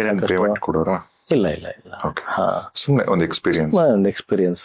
ಇನ್ ಯಾವ ಸ್ಟಾರ್ ಗಳನ್ನ ನೋಡ್ತಿದ್ರಿ ಅಲ್ಲಿ? ಥ್ರಿಲ್ಲರ್ ಮಂಜು ಸರ್ ನಾನು ನೋಡಿದೀನಿ. ಅದು ತುಂಬಾ ಎಕ್ಸೈಟಿಂಗ್. ಮಂಜು ಸರಿಗೂ ಹೇಳಿದೀನಿ ಅದನ್ನ. ಈ ಕೇಮ್ ಇನ್ ಒಂದು ರೆಡ್ ಎಸ್ಟೀಮ್ ಕಾರ್ ಕಾನಿಷ್ಕಾ ಹೋಟೆಲ್ಗೆ. So thrill. ಅವ್ರ ಮೊಬೈಲ್ ಎಲ್ಲ ಇಲ್ವಲ್ಲ, ಫೋಟೋ ಥ್ರಿಲ್ಲರ್ ಮಂಜು ಅವ್ರನ್ನ ನೋಡಿ ತುಂಬಾ ಎಕ್ಸೈಟ್ ಆಗಿದ್ದೆ. ಅಂಡ್ ಮೋರ್ ಓವರ್ ನನಗೆ ಕನ್ನಡ ಸಿನಿಮಾ ಬಗ್ಗೆ ಅಷ್ಟು ನಾಲೆಜ್ ಇರಲಿಲ್ಲ. ಅಂದ್ರೆ ನಾನು ಈ ಹುಟ್ಟುತ್ತಾನೆ ಇಲ್ಲಿಂದ ಹುಟ್ಟಿದ್ರೆ ನನಗೆ ಇಲ್ಲಿ ಟೆಕ್ನಿಷಿಯನ್ಸ್ ಯಾರು, ಡೈರೆಕ್ಟರ್ಸ್ ಯಾರು ಗೊತ್ತೇನಾ. I was familiar about the actors. ನಾವ್ ಅಂದ್ರೆ ಒರಿಸ್ಸಾದಲ್ಲಿ ಇದ್ರು ನಮ್ಮ ಮನೆಯಲ್ಲಿ DD1 ಅಲ್ಲಿ ಕನ್ನಡ ಸಿನಿಮಾ ಬಂದ್ರೆ, ಅಥವಾ ನಾವು ಇಲ್ಲೆಲ್ಲ ಹೊಸಪೇಟೆಗೆ ಬಂದಾಗ ಕನ್ನಡ ಸಿನಿಮಾ ನೋಡ್ಬೇಕನ್ನೋದೇ ನಮ್ಮ ಒಂದು ಅಭಿಮಾನ, ಅದೆಲ್ಲ ಇರ್ತಾ ಇತ್ತಲ್ಲ. So that's how I knew Kannada actors. But technicians ಅನ್ನೋದು ನನಗೆ ಮುಖ ಪರಿಚಯ ಸಹಜವಾಗಿ ಯಾರಿಗೂ ಈಗ ಗೊತ್ತಿರ್ತಿರ್ಲಿಲ್ಲ ಅವಾಗ. ಸೊ ಇದು ಕಾನಿಷ್ಕಾ ಹತ್ರ ಕರ್ಕೊಂಡ್ ಬಂದಿದ್ದು ಆಟೋದವ್ರು. ದಟ್ಸ್ ಹೌ ಎಲ್ಲ ಈ ಸಿನಿಮಾ ನಂಟ್ ಅನ್ನೋದು ಬೆಳ್ಕೊಂಡು ಹೋಗಿದ್ದು. ಅಂಡ್ ಹೊಡೆದಂತ ವ್ಯಕ್ತಿ ನನಗೆ ಮೊದಲನೇ ಅಡ್ವಾನ್ಸ್ ಕೊಟ್ಟಿದ್ದು ಕಾನಿಷ್ಕಾ ಹೋಟೆಲ್ ಅಲ್ಲೇ. ಆ ಸಿನಿಮಾ ಆಗ್ಲಿಲ್ಲ. ಆ ಸಿನಿಮಾ ಆಯ್ತು. It didn't do well also. Next ಆಮೇಲೆ the big one excuse me. ಅಲ್ಲ, ಈ ಸಿನಿಮಾ ಆಗಿರೋದು after excuse me was the debut as in the lead role. Excuse me ಆದ್ಮೇಲೆ ಇದಾಗಿತ್ತು. ಎಕ್ಸ್ಕ್ಯೂಸ್ ಮೀ ಆದ್ಮೇಲೆ ಸೆವೆರಲ್ ಸಿನಿಮಾಸ್ ಆದ್ಮೇಲೆ ಆಗಿತ್ತು ಸಿನಿಮಾ ಅದು. ಮತ್ತೆ ಒಂದು ಎಕ್ಸ್ಪೀರಿಯನ್ಸ್ ನೀವು ನನ್ನ ಹತ್ರ ಹಂಚ್ಕೊಂಡಿದ್ರಿ ಲಾಂಗ್ ಬ್ಯಾಕ್. ನಿಮ್ಗೆ ನೆನಪಿದೆಯಲ್ಲೋ ಗೊತ್ತಿಲ್ಲ. ಯಾವುದೋ ಒಂದು ಫಿಲ್ಮ್ ಶೂಟಿಂಗ್ ಸೆಟ್ಗೆ ಅಂತ ಹೋದಾಗ, ಶೂಟಿಂಗ್ ನಡೆಯೋ ಟೈಮಲ್ಲಿ ಸಮ್ ಕಾಸ್ಟ್ಯೂಮ್ ವಿಚಾರಕ್ಕೆ ಕಾಸ್ಟ್ಯೂಮರ್ ಜೊತೆ ಇದು ಯಾವ ಸಿನಿಮಾ? ಹತ್ತೂರ ಒಡೆಯ, BC ಪಾಟೀಲ್ ಸರ್ದು ಸಿನಿಮಾ ಅದು. ಇದು ಹೀರೋ ಆಗಕ್ಕಿಂತ ಮುಂಚೆ ನಮ್ಮ ಶ್ರೀರಂಗಪಟ್ಟಣ ಹತ್ರ ಹತ್ತೂರ ಒಡೆಯ ಸಿನಿಮಾ ಅದು. ನಾನು ಮತ್ತೆ ಒಂದು ಹುಡುಗಿ ಸೂಸೈಡ್ ಮಾಡ್ಕೊಂಡಿರ್ತಕ್ಕಂಥ ಸನ್ನಿವೇಶ. ಬಾಡಿನ ತೆಗೆದು ಇಟ್ಟಿರ್ತಾರೆ. ಅದು ನೈಟ್ ಶೂಟ್ ಆಗಿತ್ತು, night call sheet. And after that BC Patil ಸರ್ದು ಮತ್ತೆ ದಾಮಿನಿ ಅವ್ರದ್ದು ಸಾಂಗ್ ಶೂಟಿಂಗ್ ಕಂಟಿನ್ಯೂ ಆಗ್ಬೇಕಾಯ್ತು. ಅದಕ್ಕೂ ಮುಂಚೆ ಈ ಸೀನ್ ಶೂಟ್ ಮಾಡಿದ್ದವರು. ನಾನು ಅದೇ ಸೇಮ್ ಒಂದ್ಸಗೆ ನಮ್ಮ ಅಣ್ಣ ಕೊಡ್ಸಿದ್ದು ಒಂದು ಜೀನ್ಸ್ ಶರ್ಟು, ಚೆನ್ನಾಗಿರೋ ಜೀನ್ಸ್ ಪ್ಯಾಂಟು ಎಲ್ಲ, ಶೂಸ್ ಎಲ್ಲ ಹಾಕೊಂಡು ಹೋಗಿದ್ದೆ ನಾನು ಆ ಶೂಟಿಗೆ. ಸೊ ಅವತ್ತೇನಾಗಿದೆ, ಅದೇ ಬಟ್ಟೆನಲ್ಲಿ, ಅಂದ್ರೆ ನಮಗೇನು ಸಪ್ರೇಟ್ ಕಾಸ್ಟ್ಯೂಮ್ ಅಂತ ಪ್ರೊವೈಡ್ ಮಾಡಿರ್ಲಿಲ್ಲ. ಆಸ್ ಇಟ್ ಈಸ್ ಯಾವ ಕಾಸ್ಟ್ಯೂಮ್ ಅಲ್ಲಿ ಬಂದಿದೆ, ಇದು ಚೆನ್ನಾಗಿದೆ ಹಾಕೋ, ಕ್ಯಾಮ್ರಾಮ್ಯಾನ್ ನೋಡಿದ್ರು ಚೆನ್ನಾಗಿದೆ, ಸೂಟ್ ಆಗ್ತದೆ ಹಾಕೋ ಅಂತ ಕಳಿಸಿದ್ರು. ಸೊ ನಮ್ಮನ್ನ ನೀರಲ್ಲಿ ಇಮ್ಮರ್ಸ್ ಮಾಡಿ, ಆಮೇಲೆ ಪ್ರತಿ ಶಾಟಿಗೂ ಬಿಂದಿಗೆನೆ ನೀರು ಹಾಕಿ ನಮ್ಮನ್ನ ಅದು ತ್ಯಾವ ಇಡಬೇಕಲ್ಲ ಅದು. ಸೊ ಆ ಶಾರ್ಟ್ ಮುಗೀತು. ಆ ಶಾರ್ಟ್ ಮುಗಿದಾದ್ಮೇಲೆ ಅವ್ರು ಶಿಫ್ಟ್ ಆದರು, ಅಂದರೆ ಹತ್ರದ ಲೊಕೇಶನಿಗೆ. ಸೊ ನಾವು ಅದು ಚಳಿಗಾಲ, ಅದು ಡಿಸೆಂಬರ್ ಟೈಮಲ್ಲಿ, ನವಂಬರ್ ಡಿಸೆಂಬರ್ ಆ ಟೈಮ್ ಅನಿಸುತ್ತೆ ಅದು. So it was very cold. ಬಟ್ಟೆ ಬೇರೆ ಒದ್ದೆ ಇದೆಯಲ್ಲ, ನಾನು ಅಂದರೆ ಲೈಟ್ಸ್ ಗೀಟ್ಸ್ ಎಲ್ಲ ಎತ್ಕೊಂಡು ಹೋಗ್ಬಿಟ್ಟಿದ್ದಾರೆ, ಕತ್ಲಿದೆ. ಆ ಟೈಮಲ್ಲಿ ಕಾಸ್ಟ್ಯೂಮ್ ವ್ಯಾನ್ ಮಾತ್ರ ಅಲ್ಲಿ ನಿಂತಿದೆ. ಕಾಸ್ಟ್ಯೂಮ್ ವ್ಯಾನು, ಕೆಲವು ಮೆಟ್ರೋಡರ್ಗಳು ಇರೋದು, ಏನೋ ಊಟ ತಿಂಡಿ ಥರ ಪ್ರೊಡಕ್ಷನ್ ಗಾಡಿಗಳು ಆ ಟೈಮಲ್ಲಿ. ಸೊ ನಾನು ಶರ್ಟ್ ಗೀಟ್ ಎಲ್ಲ ತೆಗೆದುಬಿಟ್ಟು ಅಲ್ಲೂ ಒಂದು ಮರದ ಒಂದು ಅರಳಿ ಕಟ್ಟೆ ಥರ ಇತ್ತು, ಅಲ್ಲಿ ಕೂತ್ಕೊಂಡಿದ್ದೆ. ಒಂದು ಚಿಕ್ಕ ಪೊದೆ ಮೇಲೆ ಡ್ರೆಸ್ ಎಲ್ಲ ಒಣಗಾಗಿ, ಅದು ಒಣಗೋದು ಇಲ್ಲ ಬೆಳಗ್ಗೆವರೆಗೂ, ಚಳಿಗೆ. But I was sitting in my shorts, inner wares. ಅದರಲ್ಲಿ ಯಾರೋ ಒಬ್ಬ ಹಿಂಗೆ ಲೈಟ್ ಬಾಯ್, ಅಂದರೆ ನಾನು ಆರ್ಟಿಸ್ಟ್ ಅಂತ ಗೊತ್ತಿತ್ತಲ್ಲ. ಸೊ ಈ ಟೋಲ್ಡ್, ಅಲ್ಲಿ ಕಾಸ್ಟ್ಯೂಮ್ ವ್ಯಾನ್ ಇದೆಯಲ್ಲಪ್ಪ, ಅಲ್ಲಿ ಹೋಗಿ ಒಂದು ಟವಲ್ ಗಿವಲ್ ಕೊಡ್ತಾರೆ, ಹೋಗು ಅಂತ ಹೇಳ್ದ ಅವ್ನು. ಯಾಕೆ ಇಲ್ಲೇ ನಡ್ಕೊಂಡು ಕೂತ್ಕೊಂಡಿದ್ಯಾ ಒಬ್ಬನೇ ಅಂತ. ಅಲ್ಲಿ ಸಾಂಗ್ ನಡೀತದೆ, ನಮ್ದೇನು ಕೆಲಸ ಇಲ್ವಲ್ಲ ಅಲ್ಲಿ. ಸೊ ನಾನೇನು ಮಾಡಿದೆ, in this inner wares only I went till the costume van. ಅಲ್ಲಿ ಯಾರು ಇಲ್ಲ, ಡೋರ್ ಈಸ್ ಆಲ್ಸೋ ಓಪನ್. ಅವ್ರು ಮೋಸ್ಟ್ಲಿ ಅಲ್ಲೆಲ್ಲೋ ಬೀಡಿ ಸಿಗರೇಟ್ ಸೇದೋದಕ್ಕೋ ಆಟೆ ಹೊಡೆದಕ್ಕೋ ಆ ಕಡೆ ಎಲ್ಲೋ ಇದಾರೆ ಮೂಲೆಯಲ್ಲಿ. ವಿತ್ ದಿಸ್ ಸೌಂಡ್, ಅಂದರೆ ಡೋರ್ ಓಪನ್ ಆಗೋದು ಸೌಂಡು, ಟ್ರಂಕ್ ತೆಗಿಯೋ ಸೌಂಡಿಂದ ದೇ ಗಾಟ್ ಅಲರ್ಟೆಡ್ ಪ್ರಾಬಬ್ಲಿ. ಅದರಿಂದ ಕಟ್ ಮಾಡಿದ್ರೆ ನಾನು ಬಟ್ಟೆ ಟ್ರಂಕಿಂದ ಹುಡುಕ್ತಾ ಇದ್ದೀನಿ, ತಲೆ ಜುಟ್ಟು ಹಿಡ್ಕೊಂಡು ಒಬ್ಬ ಎಳ್ದು ಸರಿಯಾಗಿ 4 ಇಟ್ಟು ಬರೆಸ್ತಾ ಇದ್ದ. ನಾನು ಅಣ್ಣ ನಾನು ಕಳ್ಳ ಅಲ್ಲ ಅಣ್ಣ ಅಂತ ಹೇಳ್ತಾ ಇದ್ದೀನಿ. ಅವ್ನು ಕೇಳ್ತಾನೆ ಇಲ್ಲ, ಹೊಡಿತಾನೆ ಇದೆ ನೋಡಿ. ಆಮೇಲೆ ಒಂದಷ್ಟು ಜನ ಬಂದರೆ, ಇಲ್ಲ ಗುರು ಈ ತಾನೇ ಆ್ಯಕ್ಟ್ ಮಾಡಿದ್ನಲ್ಲ ಗುರು ಅಂತ. ಸೊ ಬಟ್ಟೆ ಹಾಕೊಳ್ದೇ ಇರೋದಕ್ಕೆ ಅವ್ರು ಕಂಡು ಹಿಡ್ದಿಲ್ಲ. ಅವನೇನು ಅವ್ನ ಪಾಪ, ಅವ್ನ ಕಾಸ್ಟ್ಯೂಮ್ ಕಳ್ತನ ಆಗ್ಬಾರ್ದು, ನಾಳೆ ದಿನ ಹೀಲ್ ಬಿ ಆನ್ಸರಬಲ್. ಅವನ ಜವಾಬ್ದಾರಿ ಇತ್ತೇನೋ ಗೊತ್ತಿಲ್ಲ, but the way he treated was also very brutal. ಸರಿಯಾಗಿ ಬಾರಿಸಿದ್ದ ನನಗೆ. ಬಾರಿಸಾದ್ಮೇಲೆ ಎಲ್ಲರೂ ಬಂದು ಬಿಡಿಸಿದ್ರು. ಆಮೇಲೆ ಸರಿ ಟವಲ್ ಕೊಟ್ಟರು, ಕೂತ್ಕೊಂಡೆ. ಬಟ್ ಅಂದರೆ later on how it gave A shock in my life ಅನ್ನೋದಕ್ಕೆ, ಎಕ್ಸ್ಕ್ಯೂಸ್ ಮಿ ಪಿಕ್ಚರ್ ಮುಹೂರ್ತ. ನಾನು ನನ್ನ ಗ್ರೀನ್ ರೂಮ್ನಲ್ಲಿ ಕೂತ್ಕೊಂಡಿದ್ದೀನಿ, ಕಂಠೀರವ ಸ್ಟುಡಿಯೋದಲ್ಲಿ ಅವಾಗ ಗ್ರೀನ್ ರೂಮ್ಸ್ ಇರ್ತಾ ಇತ್ತು. ಚೇರಲ್ಲಿ ಬಂದು ಮೇಕಪ್ ಎಲ್ಲ ಹಾಕಿದ್ರು ನನಗೆ. ಮೇಕಪ್ ಅಂದರೆ ಮುಹೂರ್ತ ಶಾರ್ಟ್ ರೆಡಿ ಆಗ್ತಾ ಇದೆ, ಕಾಸ್ಟ್ಯೂಮ್ ತೊಗೊಂಡು ಬರ್ತಾರೆ ಸರ್ ಅಂತ ಹೇಳಿದ್ರು ನನಗೆ. ಮೇಕಪ್ ಹಾಕ್ಬಿಟ್ಟು ಅವ್ನು ಹೋಗಿದ್ದಾನೆ. ಮಿರರಲ್ಲಿ ನಾನು ನೋಡಿದ್ದು the same person.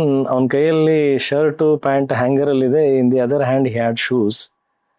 He came inside. ಅವ್ನು ಬಂದಾಗ ನಾನು ಫಸ್ಟ್ ಜರ್ಕ್ ಅಂತ ಬಂದಿದ್ದಂದ್ರೆ ಹಿಲ್ ಹಿಟ್ ಮೀ ನಾವು ಅಂತ. ಅಂದ್ರೆ ಅವ್ನು ಮಿರರಲ್ಲಿ ನೋಡಿದ ನಂಗೆ ಜರ್ಕ್, ನಾನು ಹಿಂಗೆ ಬಂದು ಎದ್ದೋ, ಅಂದರೆ ಗಿಲ್ಟ್ ಇತ್ತಲ್ಲ, ಮತ್ತೆ ಹೊಡಿತಾನ ಅನ್ನೋದು ಆ feel. Then I realise, no your hero he has bought costume for you man ಅಂತ ಒಳಗಡೆ ರಿಲ್ಯಾಕ್ಸ್ ಮಾಡಿ. Then I said. ಅವ್ನು ಬಂದ, that was a rotating chair. He gave shirt pant everything, ನಾನೆಲ್ಲ ಹಾಕೊಂಡೆ. Then he went to put on the shoes in my legs. Shoe ಹಾಕಕ್ಕೆ ಹೋದ. ನಾನು ತಡೆದೆ, ಅಣ್ಣ ನಾನು ಯಾರು ನೆನಪಿದ್ದೀನ ಅಂತ ಕೇಳಿದೆ. ಇಲ್ಲಪ್ಪ ಗೊತ್ತಿಲ್ಲ ಅಂತಂದ್ರು.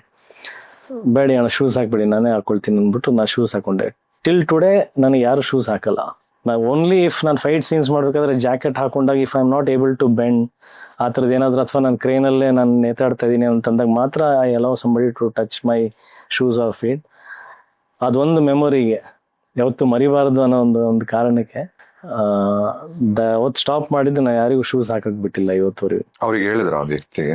ಇಲ್ಲಿಲ್ಲ, ಇವತ್ತು ಹೇಳಿಲ್ಲ. I still remember his name also, his face also, everything. But ಅದು ಹೇಳಕ್ ಹೋಗಿಲ್ಲ. ಬಟ್ ಅವತ್ತು ಅವ್ರದ್ದು ರೆಸ್ಪಾನ್ಸಿಬಿಲಿಟಿ ಅದು. ಅಂದ್ರೆ ಅವ್ರ ಬಟ್ಟೆ ಕಾಪಾಡಬೇಕಾಗಿದ್ದು, ಅವ್ರ ಪ್ರಾಪರ್ಟಿ ಕಾಪಾಡ್ಕೋಬೇಕಾಗಿದ್ದು. Nothing wrong from behind. ಅವರಿಗೂ ಗೊತ್ತಾಗಿಲ್ಲ ಯಾರು ಅನ್ನೋದು. ಅವತ್ತಿನ ದಿನ ಅದೊಂದು ಹಂಗೆ ಅನ್ಸಿರ್ಬೋದು ಕೋಪ ಅಂತ. But again maturity will teach ಅಲ್ಲ. Why he did that was also his own. ಅವ್ನು ಯಾವತ್ತೇನೋ ಬ್ಲೇಮ್ ಆಗಿರ್ಬೋದೇನೋ, ಯಾವುದೋ ಬಟ್ಟೆ ಅವ್ನು ಸರಿಯಾಗಿ ಕಾಪಾಡ್ಕೊಳಕ್ ಆಗದೆ ಇರೋದಕ್ಕೆ ಪ್ರೊಡಕ್ಷನ್ ಅಲ್ಲಿ may be he might have lost close for that. ಅವನಿಗೆ ಒದೆಗಳು ಬಿದ್ದಿರ್ಬೋದೇನೋ ಯಾವುದೋ ಪ್ರೊಡ್ಯೂಸರ್ಗಳಿಂದ. ನೆವರ್ ನೋ ಅಲ್ವಾ. ಏನೋ ಆಗಿರ್ಬೋದು ಫಾರ್ ಸಮ್ ರೀಸನ್ಸ್. ಬಟ್ ಅಂದ್ರೆ ನನಗೆ ಕಲ್ತಿದ್ದ ಕರ್ಮ ಏನಂತಂದ್ರೆ, never treat anybody in a wrong way. Anything can happen to anybody. ಅವತ್ತು ನಾನು ಒದೆ ತಿಂದವನು ನಾಳೆ ಹೀರೋ ಆಗಿ ಚೇರಲ್ಲಿ ಕೂತ್ಕೊಂಡೆ ಅವನೇ ಶೂಸ್ ಹಾಕ್ಬೇಕಾದಂತ ಪರಿಸ್ಥಿತಿ ಬಂತು. So the moral is I should not treat anybody in such way. ಯಾವತ್ತು ಕೂಡ ಕಾಲಚಕ್ರ. ಈಗ ನೆಕ್ಸ್ಟ್ ನಿಮ್ಮ ಸಿನಿಮಾ ಕೆರಿಯರಲ್ಲಿ, ಅಂದ್ರೆ ಎಕ್ಸ್ಕ್ಯೂಸ್ ಮಿ ಅನ್ನೋ ಒಂದು ಫಿಲ್ಮ್ ಇವತ್ತಿಗೂ ಕೂಡ ನಿಮ್ಮ ಸಿನಿಮಾದ ಹಾಡುಗಳು ಎಲ್ಲಾ ಪ್ರೇಮಿಗಳ ಫೇವ್ರೇಟ್. ಪ್ರತಿದಿನ ನನ್ನ ರೇಡಿಯೋ, ನನ್ನ ಶೋಲ್ ಅಂತೂ ನಿಮ್ಮ ಸಿನಿಮಾ ಹಾಡುಗಳು ಕೂಡ ಯಾವ್ದಾದ್ರು ಒಂದು ಸಿನಿಮಾ ಹಾಡಿದ್ದೇ ಇರುತ್ತೆ. ಎಕ್ಸ್ಕ್ಯೂಸ್ ಮಿ ರಿಲೀಸ್ ಆದ್ಮೇಲೆ ಏನೇನೆಲ್ಲ ಲೈಫಲ್ಲಿ, ನಿಮ್ಮ ಲೈಫಲ್ಲಿ ಏನೇನು ಚೇಂಜಸ್ ಆಯ್ತು? ಚೇಂಜಸ್, ಮ್ಯಾಸಿವ್ ಚೇಂಜಸ್ ಆಗಿದೆ. ಅಂದ್ರೆ ನನ್ನ thinking process was corrupt actually. System error ಆಗೋಯ್ತು ಅಲ್ಲಿವರೆಗೂ. ಏನ್ ಹಿಂಗ ಅನ್ಬಿಟ್ರಿ? ಬರತ್ತಲ್ಲ ಸಿನಿಮಾ ಹಿಟ್ ಆದಾಗ you start thinking every cinema will be a hit. ಅಂದ್ರೆ ದುರಾಂಕಾರದಲ್ಲ, ಸಿನಿಮಾ ಹಿಟ್ ಆಗುತ್ತೆ ಅಷ್ಟೇ. ಇದು ಹಿಟ್ ಆಯ್ತು, ಎಲ್ಲಾನು ಹಿಟ್ ಆಗುತ್ತೆ ಅಷ್ಟೇ. ಎಕ್ಸ್ಕ್ಯೂಸ್ ಮೀ ಆಕ್ಟ್ ಮಾಡ್ಬೇಕಂದ್ರೆ ನಿಮಗೆ ಅನ್ಸುತ್ತಾ ಎಲ್ಲಾದ್ರೂ 20-25 ವರ್ಷ ಆದ್ರೂ ಒಂದು ಕಲ್ಟ್ ತರ ಉಳಿಯತ್ ಮೂವಿ ಅಂತ? Never guessed about it. But songs ಇಷ್ಟ ಆಗೋದು. ಪ್ರೇಮ್ ಸರ್ ಎಲ್ಲ ಆಫೀಸಲ್ಲಿ ಕೇಳಿಸೋರಲ್ಲ. ಅಂಡ್ ರಮ್ಯಾ ಅವ್ರದ್ದು ಸೆಕೆಂಡ್ ಮೂವಿ ಅದು. Ramya second movie. ಬಟ್ ಆ ವಿಷಯದಲ್ಲಿ ಪ್ರೇಮ್ ಸರ್ನ ತುಂಬಾ ಮೆಚ್ತೀನಿ. ಇವ್ರು ಹೊಸಬ್ರು, ಇವ್ರಿಗೇನಿದೆಲ್ಲ ಹೇಳೋದು, ಇವ್ರನ್ನ ಆ ಡಿಸ್ಕಷನ್ ರೂಮ್ ಒಳಗಡೆ ಕರಿಬಾರ್ದು, ಅವೆಲ್ಲ ಯಾವಾಗಲೂ ಇದ್ದಿಲ್ಲ. ನಾನು ಈಗಲೂ ನೆನಪಿದೆ, ವಿಜಯನಗರದಲ್ಲಿ ಆ ಟೋಲ್ ಗೇಟ್ ಹತ್ರ ಅವ್ರದ್ದೊಂದು ಆಫೀಸು. ಅಲ್ಲಿ ಸಾಯಿ ಕೃಷ್ಣ ಅವರು, ನಾಗೇಂದ್ರ ಪ್ರಸಾದ್ ಅವರು, ಆಮೇಲೆ ಈಗ ಸಂತು, ಯಾರು ಹರಿ ಸಂತು,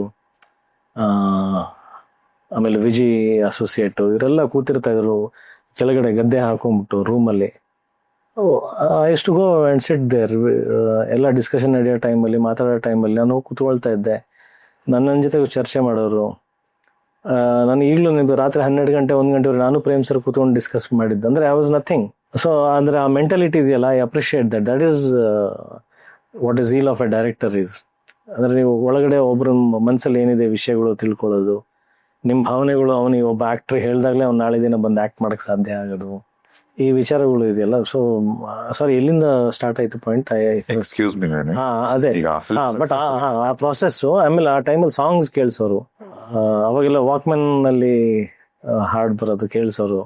ಸೊ ಅವಾಗ್ಲೇ ಅದೆಲ್ಲ ಇಷ್ಟ ಆಗೋದು. ಆ ಪ್ರಾಸೆಸ್ಗಳೆಲ್ಲ ತುಂಬ ವಿ ಹ್ಯಾವ್ ಎಂಜಾಯ್. ಮತ್ತೆ ಅವಾಗ ಆಡಿಯೋ ಕೂಡ ತುಂಬಾ ದೊಡ್ಡ ಹಿಟ್ ಅದು.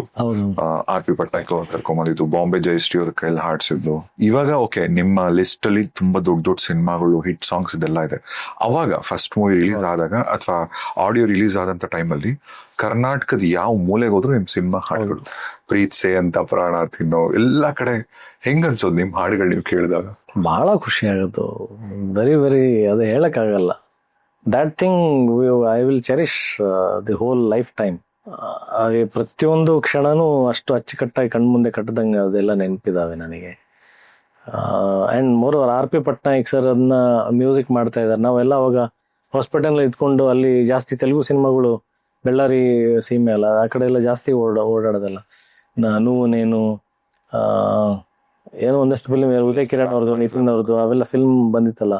ಆ ಹಾಡುಗಳಿಗೆಲ್ಲ ಇವರು ಜಯಂ ಅವರೇ ಫಸ್ಟ್ ಪಿಕ್ಚರಿಗೆ ಕಂಪೋಸ್ ಮಾಡ್ತಾ ಇದಾರೆ. ಅಂದ್ರೆ ಏನ್ ಊರಲ್ಲಿ ನನಗೆ ಏನ್ ರಾಜ ಮರ್ಯಾದೆ ನನಗೆ.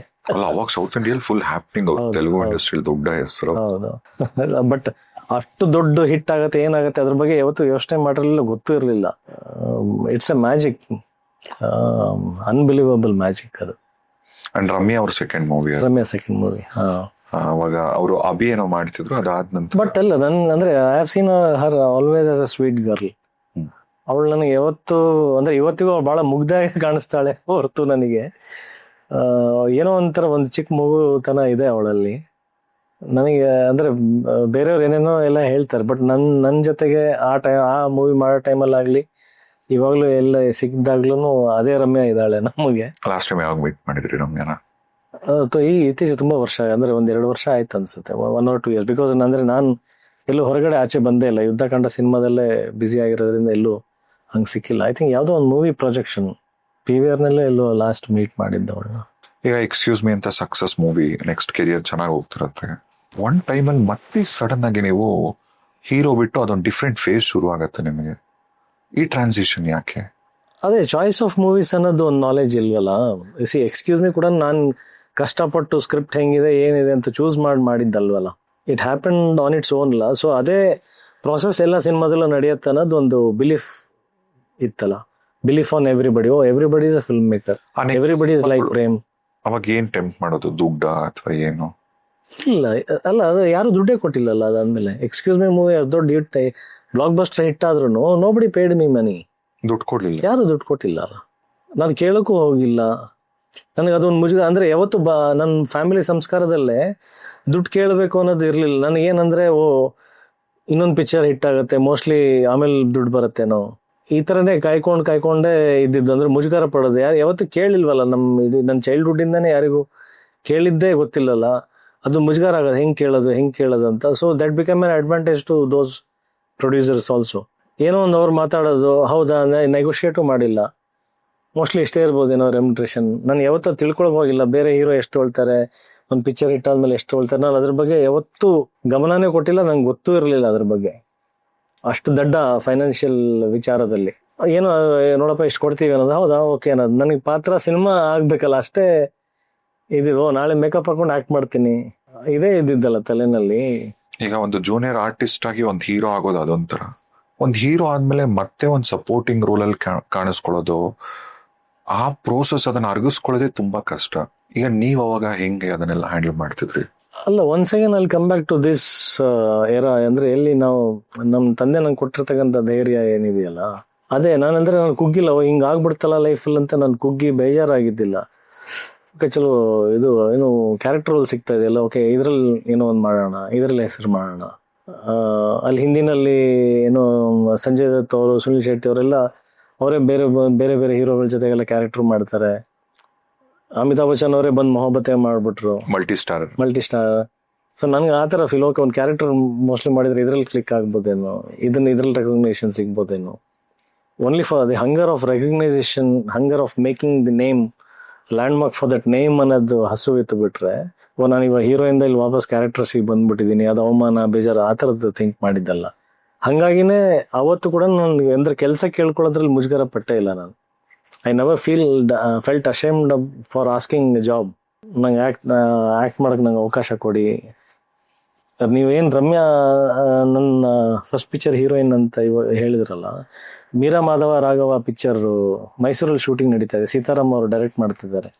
ಆ ಪಿಕ್ಚರಲ್ಲಿ ನಾನು ಇಷ್ಟು ದೊಡ್ಡ ಆಲ್ಬಮ್ ಎತ್ಕೊಂಡು ಮೈಸೂರುವರೆಗೂ ಬಸ್ಸಲ್ಲಿ ಹೋಗಿದ್ದೀನಿ ನಾನು. ಆ ಸಿನಿಮಾದ ಕ್ಯಾರೆಕ್ಟರ್ ಕೇಳೋದಕ್ಕೆ. ದಿಗಂತ್ ಹೀರೋ, ದಿಗಂತು ರಮ್ಯಾ ಶೂಟಿಂಗ್ ನಡೀತಾ ಇದೆ ಆಗ್ಲೇ. ಒಂದು ಹೋಟೆಲ್ ನಲ್ಲಿ ಸೀತಾರಾಮ್ ಅವರು ಸ್ಟೇ ಆಗಿರೋ ಜಾಗದಲ್ಲಿ I think Mungaru Male cameraman Krishnappa ಅವರು, ಕೃಷ್ಣಕುಮಾರ್ ಅವ್ರ ಕ್ಯಾಮ್ರಾಮನ್ ಆ ಪಿಕ್ಚರಿಗೆ. He was also there right. ನಾನು ಅವತ್ತು ಆಲ್ಬಮ್ ಎತ್ಕೊಂಡ್ಬಂದು ಕ್ಯಾರೆಕ್ಟರ್ ಕೇಳಕ್ ಬಂದ್ವಿ. ಆಲ್ ಸೀಯಿಂಗ್ ಏನ್ ನೀವು ಹೀರೋ ಆಗಿ ಮಾಡಿದ್ದ ಅಂತ ಕ್ಯಾರೆಕ್ಟರ್. ಅಂದ್ರೆ ನನಗೆ ಆ ತಲೆನಲ್ಲಿ ಅದಿಲ್ಲ, ಅದು ಓನ್ಲಿ ಹೀರೋ ಸ್ಟಾರ್ ಹಂಗೆ ಇರಬೇಕು ಅಂತ. I want to act. Ramya heroine ಅಂತ ಇದ್ದಾಳೆ, ನಾನು ಇವತ್ತು ನೆನ್ಸ್ಕೊಂಡ್ರೆ ನಂಗೆ ಯಾಕೆ ತಲೆನಲ್ಲಿ ಬಂದಿಲ್ಲ, ಸ್ವಲ್ಪ ಮುಜುಗರ ಪಟ್ಕೋಬೋದಾಗಿತ್ತಲ್ಲ. ನನ್ನ ಜೊತೆಗೆ ಹೀರೋಯಿನ್ ಆಗಿದ್ದವಳು, ಆ ಪಿಕ್ಚರ್ಗೆ ನಾನು ಕ್ಯಾರೆಕ್ಟರ್ ಆಗಿ ಅವಕಾಶ ಕೇಳಕ್ ಹೋಗ್ತಾ ಇದ್ದೀನಿ. ಸೊ ಆ ಥರದ ಪ್ರಶ್ನೆಗಳು ಬಂದಿಲ್ಲ. ಇಟ್ಸ್ ಹಂಗರ್ ಫಾರ್ ಆಕ್ಟಿಂಗ್ ಅಷ್ಟೇ. ಬಟ್ ಎಲ್ಲೂ ಭಯ ಆಗ್ಲಿಲ್ವಾ ಮತ್ತೆ ನೆಕ್ಸ್ಟ್ ಆಕ್ಟಿಂಗ್ ಡ್ಯಾಮೇಜ್ ಆಗ್ಬೋದೇನೋ, ನಾನು ನೆಕ್ಸ್ಟ್ ಯಾರು ತಗೊಳ್ಳಲ್ಲ ಅಥವಾ ಹಿಂಗೆ? ಅದೇ ನಾನು ಇವಾಗ ಪ್ರಶ್ನೆ ಕಾಡುದು, ನಂಗೆ ಯಾಕೆ ಬಂದಿಲ್ಲ ತಲೆನಲ್ಲಿ, ಅದು ಆ ಥರದ್ದು ಬೆಳವಣಿಗೆನೇ ಆಗಿಲ್ಲ. ಗೈಡ್ ಮಾಡಕ್ಕಂತ ಯಾರು ಅಲ್ಲ. ಈಗ ನೀವೇನೋ ಆರಾಮಾಗಿ ಎಷ್ಟು ಖುಷಿಯಾಗಿ ಹೇಳ್ತಿದ್ರೆ ಇದನ್ನೆಲ್ಲ, ಅಫ್ಕೋರ್ಸ್ ಅವಾಗ್ಲೂ ಅದನ್ನ ಹಂಗೆ ತಗೊಂಡಿದ್ರ. ಬಟ್ ಇದ್ರ ಜೊತೆಗೂ ಕೂಡ ವ್ಯಕ್ತಿಗಳು ನಮ್ಮನ್ನ ಹಂಗೆ ಟ್ರೀಟ್ ಮಾಡಲ್ಲ. ಹೀರೋ ಆಗಿ ಕೊಟ್ಟಂತ ಮರ್ಯಾದೆ ಅವ್ರ ಪಾಡಿಗೆ ಅವ್ರು ಅವಮಾನ ಮಾಡೋರು, ಅದು ಅವ್ರ ಕೆಲಸ. I am then also now also I am very unaffected of those things. ಅಲ್ಲ, ಬಟ್ ಒಂದು ಘಟನೆ ನಡೆಯುತ್ತೆ ಆ ಟೈಮಲ್ಲೇ. ಒಂದು ಹೀರೋ ಆಗಿ ಆಲ್ರೆಡಿ ಎಸ್ಟಾಬ್ಲಿಷ್ ಆದಂತ ಮನುಷ್ಯ ಮತ್ತೆ ಒಂದು ಕ್ಯಾರೆಕ್ಟರ್ ರೋಲ್ಗೆ ಇಳಿದ ತಕ್ಷಣನೇ ಒಂದ್ಸರಿ ಊಟಕ್ಕೆ ನಿಂತ್ಕೊಂಡಾಗ ಒಂದು ಅವಮಾನ ಮಾಡ್ತಾರೆ.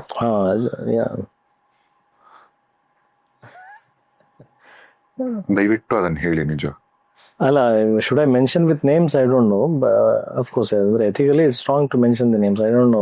ಒನ್ಸ್ ಅಗೇನ್ ಇವತ್ತಿನ ಮೆಚುರಿಟಿ ಲೆವೆಲ್ಗೆ ನಾನು I see in their shoes. ಅವ್ರ ಸರ್ಕಮ್ಸ್ಟೆನ್ಸಸ್ ಹೇಗಿತ್ತು ಅಥವಾ ಅವ್ರ ತಿಳುವಳಿಕೆ ಲೆವೆಲ್ ಹೇಗಿತ್ತು ಅದು ಗೊತ್ತಿಲ್ಲ. ದೊಡ್ಡ ದೊಡ್ಡ ದಿಗ್ಗಜರೇ ಅದರಲ್ಲಿ ಆಕ್ಟ್ ಮಾಡ್ತಾ ಇದ್ದಿದ್ದು and A very famous director. ಊಟಕ್ಕೆ ಕುತ್ಕೊಂಡಿದ್ವಿ, ಅಂದ್ರೆ ಆಗ್ತಾನೆ ಜಸ್ಟ್ ಅಂದ್ರೆ ಕ್ಯಾರೆಕ್ಟರ್ ರೋಲ್ಸ್ ಮಾಡೋಂತ ಫೇಸ್ ಸ್ಟಾರ್ಟ್ ಆಗಿತ್ತು. I had got A character in that film. ಇನ್ನು ನಾನು ಆ ಅಭ್ಯಾಸಕ್ಕೆ ಬಂದಿರಲಿಲ್ಲ. ಟೇಬಲ್ ನಲ್ಲಿ ಎಲ್ಲ ಅಂದ್ರೆ ಹೀರೋ ಆಗಿದ್ದಾಗ ಆ ಟೇಬಲ್ ನಲ್ಲಿ I was the main person, ಆಮೇಲೆ ಎಲ್ರು ಬಂದು ಕೂತ್ಕೊಳ್ಳೋರಲ್ಲ. ಸೊ ನನಗೆ ಅದು ಅಭ್ಯಾಸ ಆಯ್ತಲ್ಲ. ಆ ಅಭ್ಯಾಸ ಬಲದ್ಮೇಲೆ ಎವ್ರಿ ಡೇ ಅಷ್ಟು go and sit there along with them. ಪಾಪ ಈ ಡೈರೆಕ್ಟ್ರಿಗೆ, ಸ್ಟಾರ್ ಡೈರೆಕ್ಟ್ರಿ ಅವರಿಗೆ ಇರಿಟೇಟ್ ಆಗೋದು, ಇವನ್ ಅಂದ್ರೆ ಈ ಟೇಬಲ್ ಮೇಲೆ ಕುತ್ಕೊಳ್ಳೋ ಅರ್ಹತೆ ಅವನಿಗಿಲ್ಲ. So he doesn't belong to this clan ಅನ್ನೋದು ಅವರಿಗೆ ಇತ್ತಲ್ಲ. ಸೊ ಹಂಗೆ ಒಂದಿನ ನೋಡಿದ್ರು, 2 ದಿನ ನೋಡಿದ್ರು, ಒನ್ ಡೇ ಚುಟ್ಕೊಳ್ದು ಇವ್ನ ಯಾಕೆ ಇಲ್ಲಿ ಬಂದು ಕೂತ್ಕೊಳ್ತಾನೆ ಗೋದೇರ್ ಅಂತ ಕಳ್ಸಿದ್ರು ನನ್ನ. ಒಂದು ಹೀರೋನ ಅಲ್ಲ, then I was some XYZ one among the very few characters. Still ಅಷ್ಟು ದೊಡ್ಡ ಹಿಟ್ ಕೊಟ್ಟಂತ ಹೀರೋ ನೀವು. From the next day I started with a plate ಲೈನಲ್ಲಿ ನಿಂತ್ಕೊಂಡು ಊಟ ಹಾಕ್ಸ್ಕೊಳ್ಳೋಕೆ ಸ್ಟಾರ್ಟ್ ಮಾಡಿದೆ. ಇದು ಈ ಸ್ಟೇಜ್ ಇತ್ತಲ್ಲ. ಅಲ್ಲ, ಬಟ್ ಮಜಾ ನೋಡಿ, ನಾನು ಹೇಳ್ತಿರೋದು ಅಲ್ಲಿ ಜೂನಿಯರ್ ಆರ್ಟಿಸ್ಟ್ ಆಗಿದ್ದಾಗ ಒಬ್ಬ ಹೊಡೆದವನು ನಾನು ಸಿನಿಮಾ ಡೈರೆಕ್ಟ್ ಮಾಡ್ತಾನೆ. ಬಟ್ಟೆ ಕದಿಯಕ್ಕೆ ಬಂದಿದ್ದೀನಿ ಅಂತ ಹೇಳ್ದವನು ನನ್ನ ಕಾಲಲ್ಲಿ ಶೂಸ್ ಹಾಕಕ್ ಬರ್ತಾನೆ. ಇದೇ ಚುಟ್ಕಿ ಹೊಡೆದು ನನ್ನ ಎಬ್ಸ್ ಕಳಿಸ್ದವ್ನು ನನ್ನ ಮನೆ ಬಾಗ್ಲಿ 2 ದಿನ ಕಾದು ನನ್ನ ಡೇಟ್ ಕೇಳಕ್ ಬರ್ತಾನೆ. ಒಂದಿನ ಅಂದ್ರೆ ನಾನು ಫೋನಲ್ಲಿ ಸಿಗದೆ ಇರೋದಕ್ಕೆ ಮನೆ ಹತ್ರ ಸಿಗ್ತಾರೆ ಅನ್ನೋ ಒಂದಿನ ಕಾರ್ ಹಾಕೊಂಡು ಕಾದಿರ್ತಾರೆ. ನೆಕ್ಸ್ಟ್ ಡೇ ನಾನು ಅವ್ರಿಗೆ ಸಿಗ್ತೀನಿ, ಅವ್ರ ಕಥೆ ಕಂಪ್ಲೀಟ್ಲಿ ಕೇಳ್ಬಿಟ್ಟು ನಾನು ನಿಮ್ ಸಿನಿಮಾ ಮಾಡಲ್ಲ ಅಂತ ಹೇಳ್ತೀನಿ. ಅಂದ್ರೆ time has always given answers. ಅಲ್ಲ, ಕತೆ ನಿಜವಾಗ್ಲೂ ಚೆನ್ನಾಗಿರ್ಲಿಲ್ವಾ ಅಥವಾ ಸಡನ್ ಆಗಿ ಯಾಕೆ ನನ್ನ ಇವ್ರಿಗೆ? ಅಲ್ಲ, ಕಥೆ ಅಂದ್ರೆ ಬಾಗ್ಲೂರಿಗೂ ಕಥೆ ಹೇಳಕ್ ಬಂದಿದ್ದಾರೆ, I should respect that job. ನಾನು ಅದನ್ನೇ ಹೇಳಿದ್ನಲ್ಲ ಅವತ್ತು, ಏನ್ ಮಾರಲ್ ಇತ್ತನ್ನ ಎಲ್ಲರನ್ನೂ ಅದೇ ತರ ಟ್ರೀಟ್ ಮಾಡಬಾರ್ದು ಅನ್ನೋದು. ಸೊ ನನಗೆ ಆ ವ್ಯಕ್ತಿ ಜೊತೆ ಕೆಲಸ ಮಾಡಕ್ಕೆ ಇಷ್ಟ ಇಲ್ಲ, ನಿಜ. ಹಾಗಂತ ಅನ್ಬಿಟ್ಟು ನಾನು ಅವ್ನು ಏನ್ ಉದ್ದೇಶ ಇಟ್ಕೊಂಡಿದ್ದಾನೆ, ನಾನು ನಿಮ್ ಕಥೆನೇ ಕೇಳಲ್ಲ ಹೋಗಿ ಅಂತ ಹೇಳೋದು ತಪ್ಪಾಗತ್ತೆ. ಬಟ್ ಆ ಡೈರೆಕ್ಟರ್ಗೆ ನೀವು ಜ್ಞಾಪಿಸಿದ್ರ? ಅಲ್ಲ, ಅವ್ರಿಗೆ ಗೊತ್ತಿದೆ ಅದು. ಅವತ್ತು ಬಂದಾಗ್ಲೂ it was not a long gap. I think probably 1.5 year gap ಅಲ್ಲೇ ಅದಾಗಿರೋದು. ಹೆಂಗದು ಹಂಗ ಅವಮಾನ ಮಾಡಿದ್ರು ಸಡನ್ ಆಗಿ ಮತ್ತೆ ಇನ್ನು ಒಂದು ಹಿಟ್ ಕೊಟ್ಟ ತಕ್ಷಣ ಸಡನ್ ಆಗಿ ನಿಮ್ಮ ಹತ್ರ ತುಂಬಾ ಜನ ಸಿಗ್ತಾರೆ ಸರ್ ನಿಮಗೆ ಆತರ ಗಾಂಧಿನಗರದಲ್ಲಿ. ಈಗಲೂ ನಾನು ನಾಳೆ ಒಂದು ಹಿಟ್ ಕೊಟ್ಮೇಲೆ ನೋಡಿ, ಯಾರ್ಯಾರೆಲ್ಲ ವಾಪಸ್ ಹೋಗಿದವರು ಎಲ್ಲರೂ ಬರ್ತಾರೆ. That is how the industry. We are a product ಅಲ್ಲ ultimately. That we should know, that we should learn. I am a product. When the product is in market, you are a saleable product.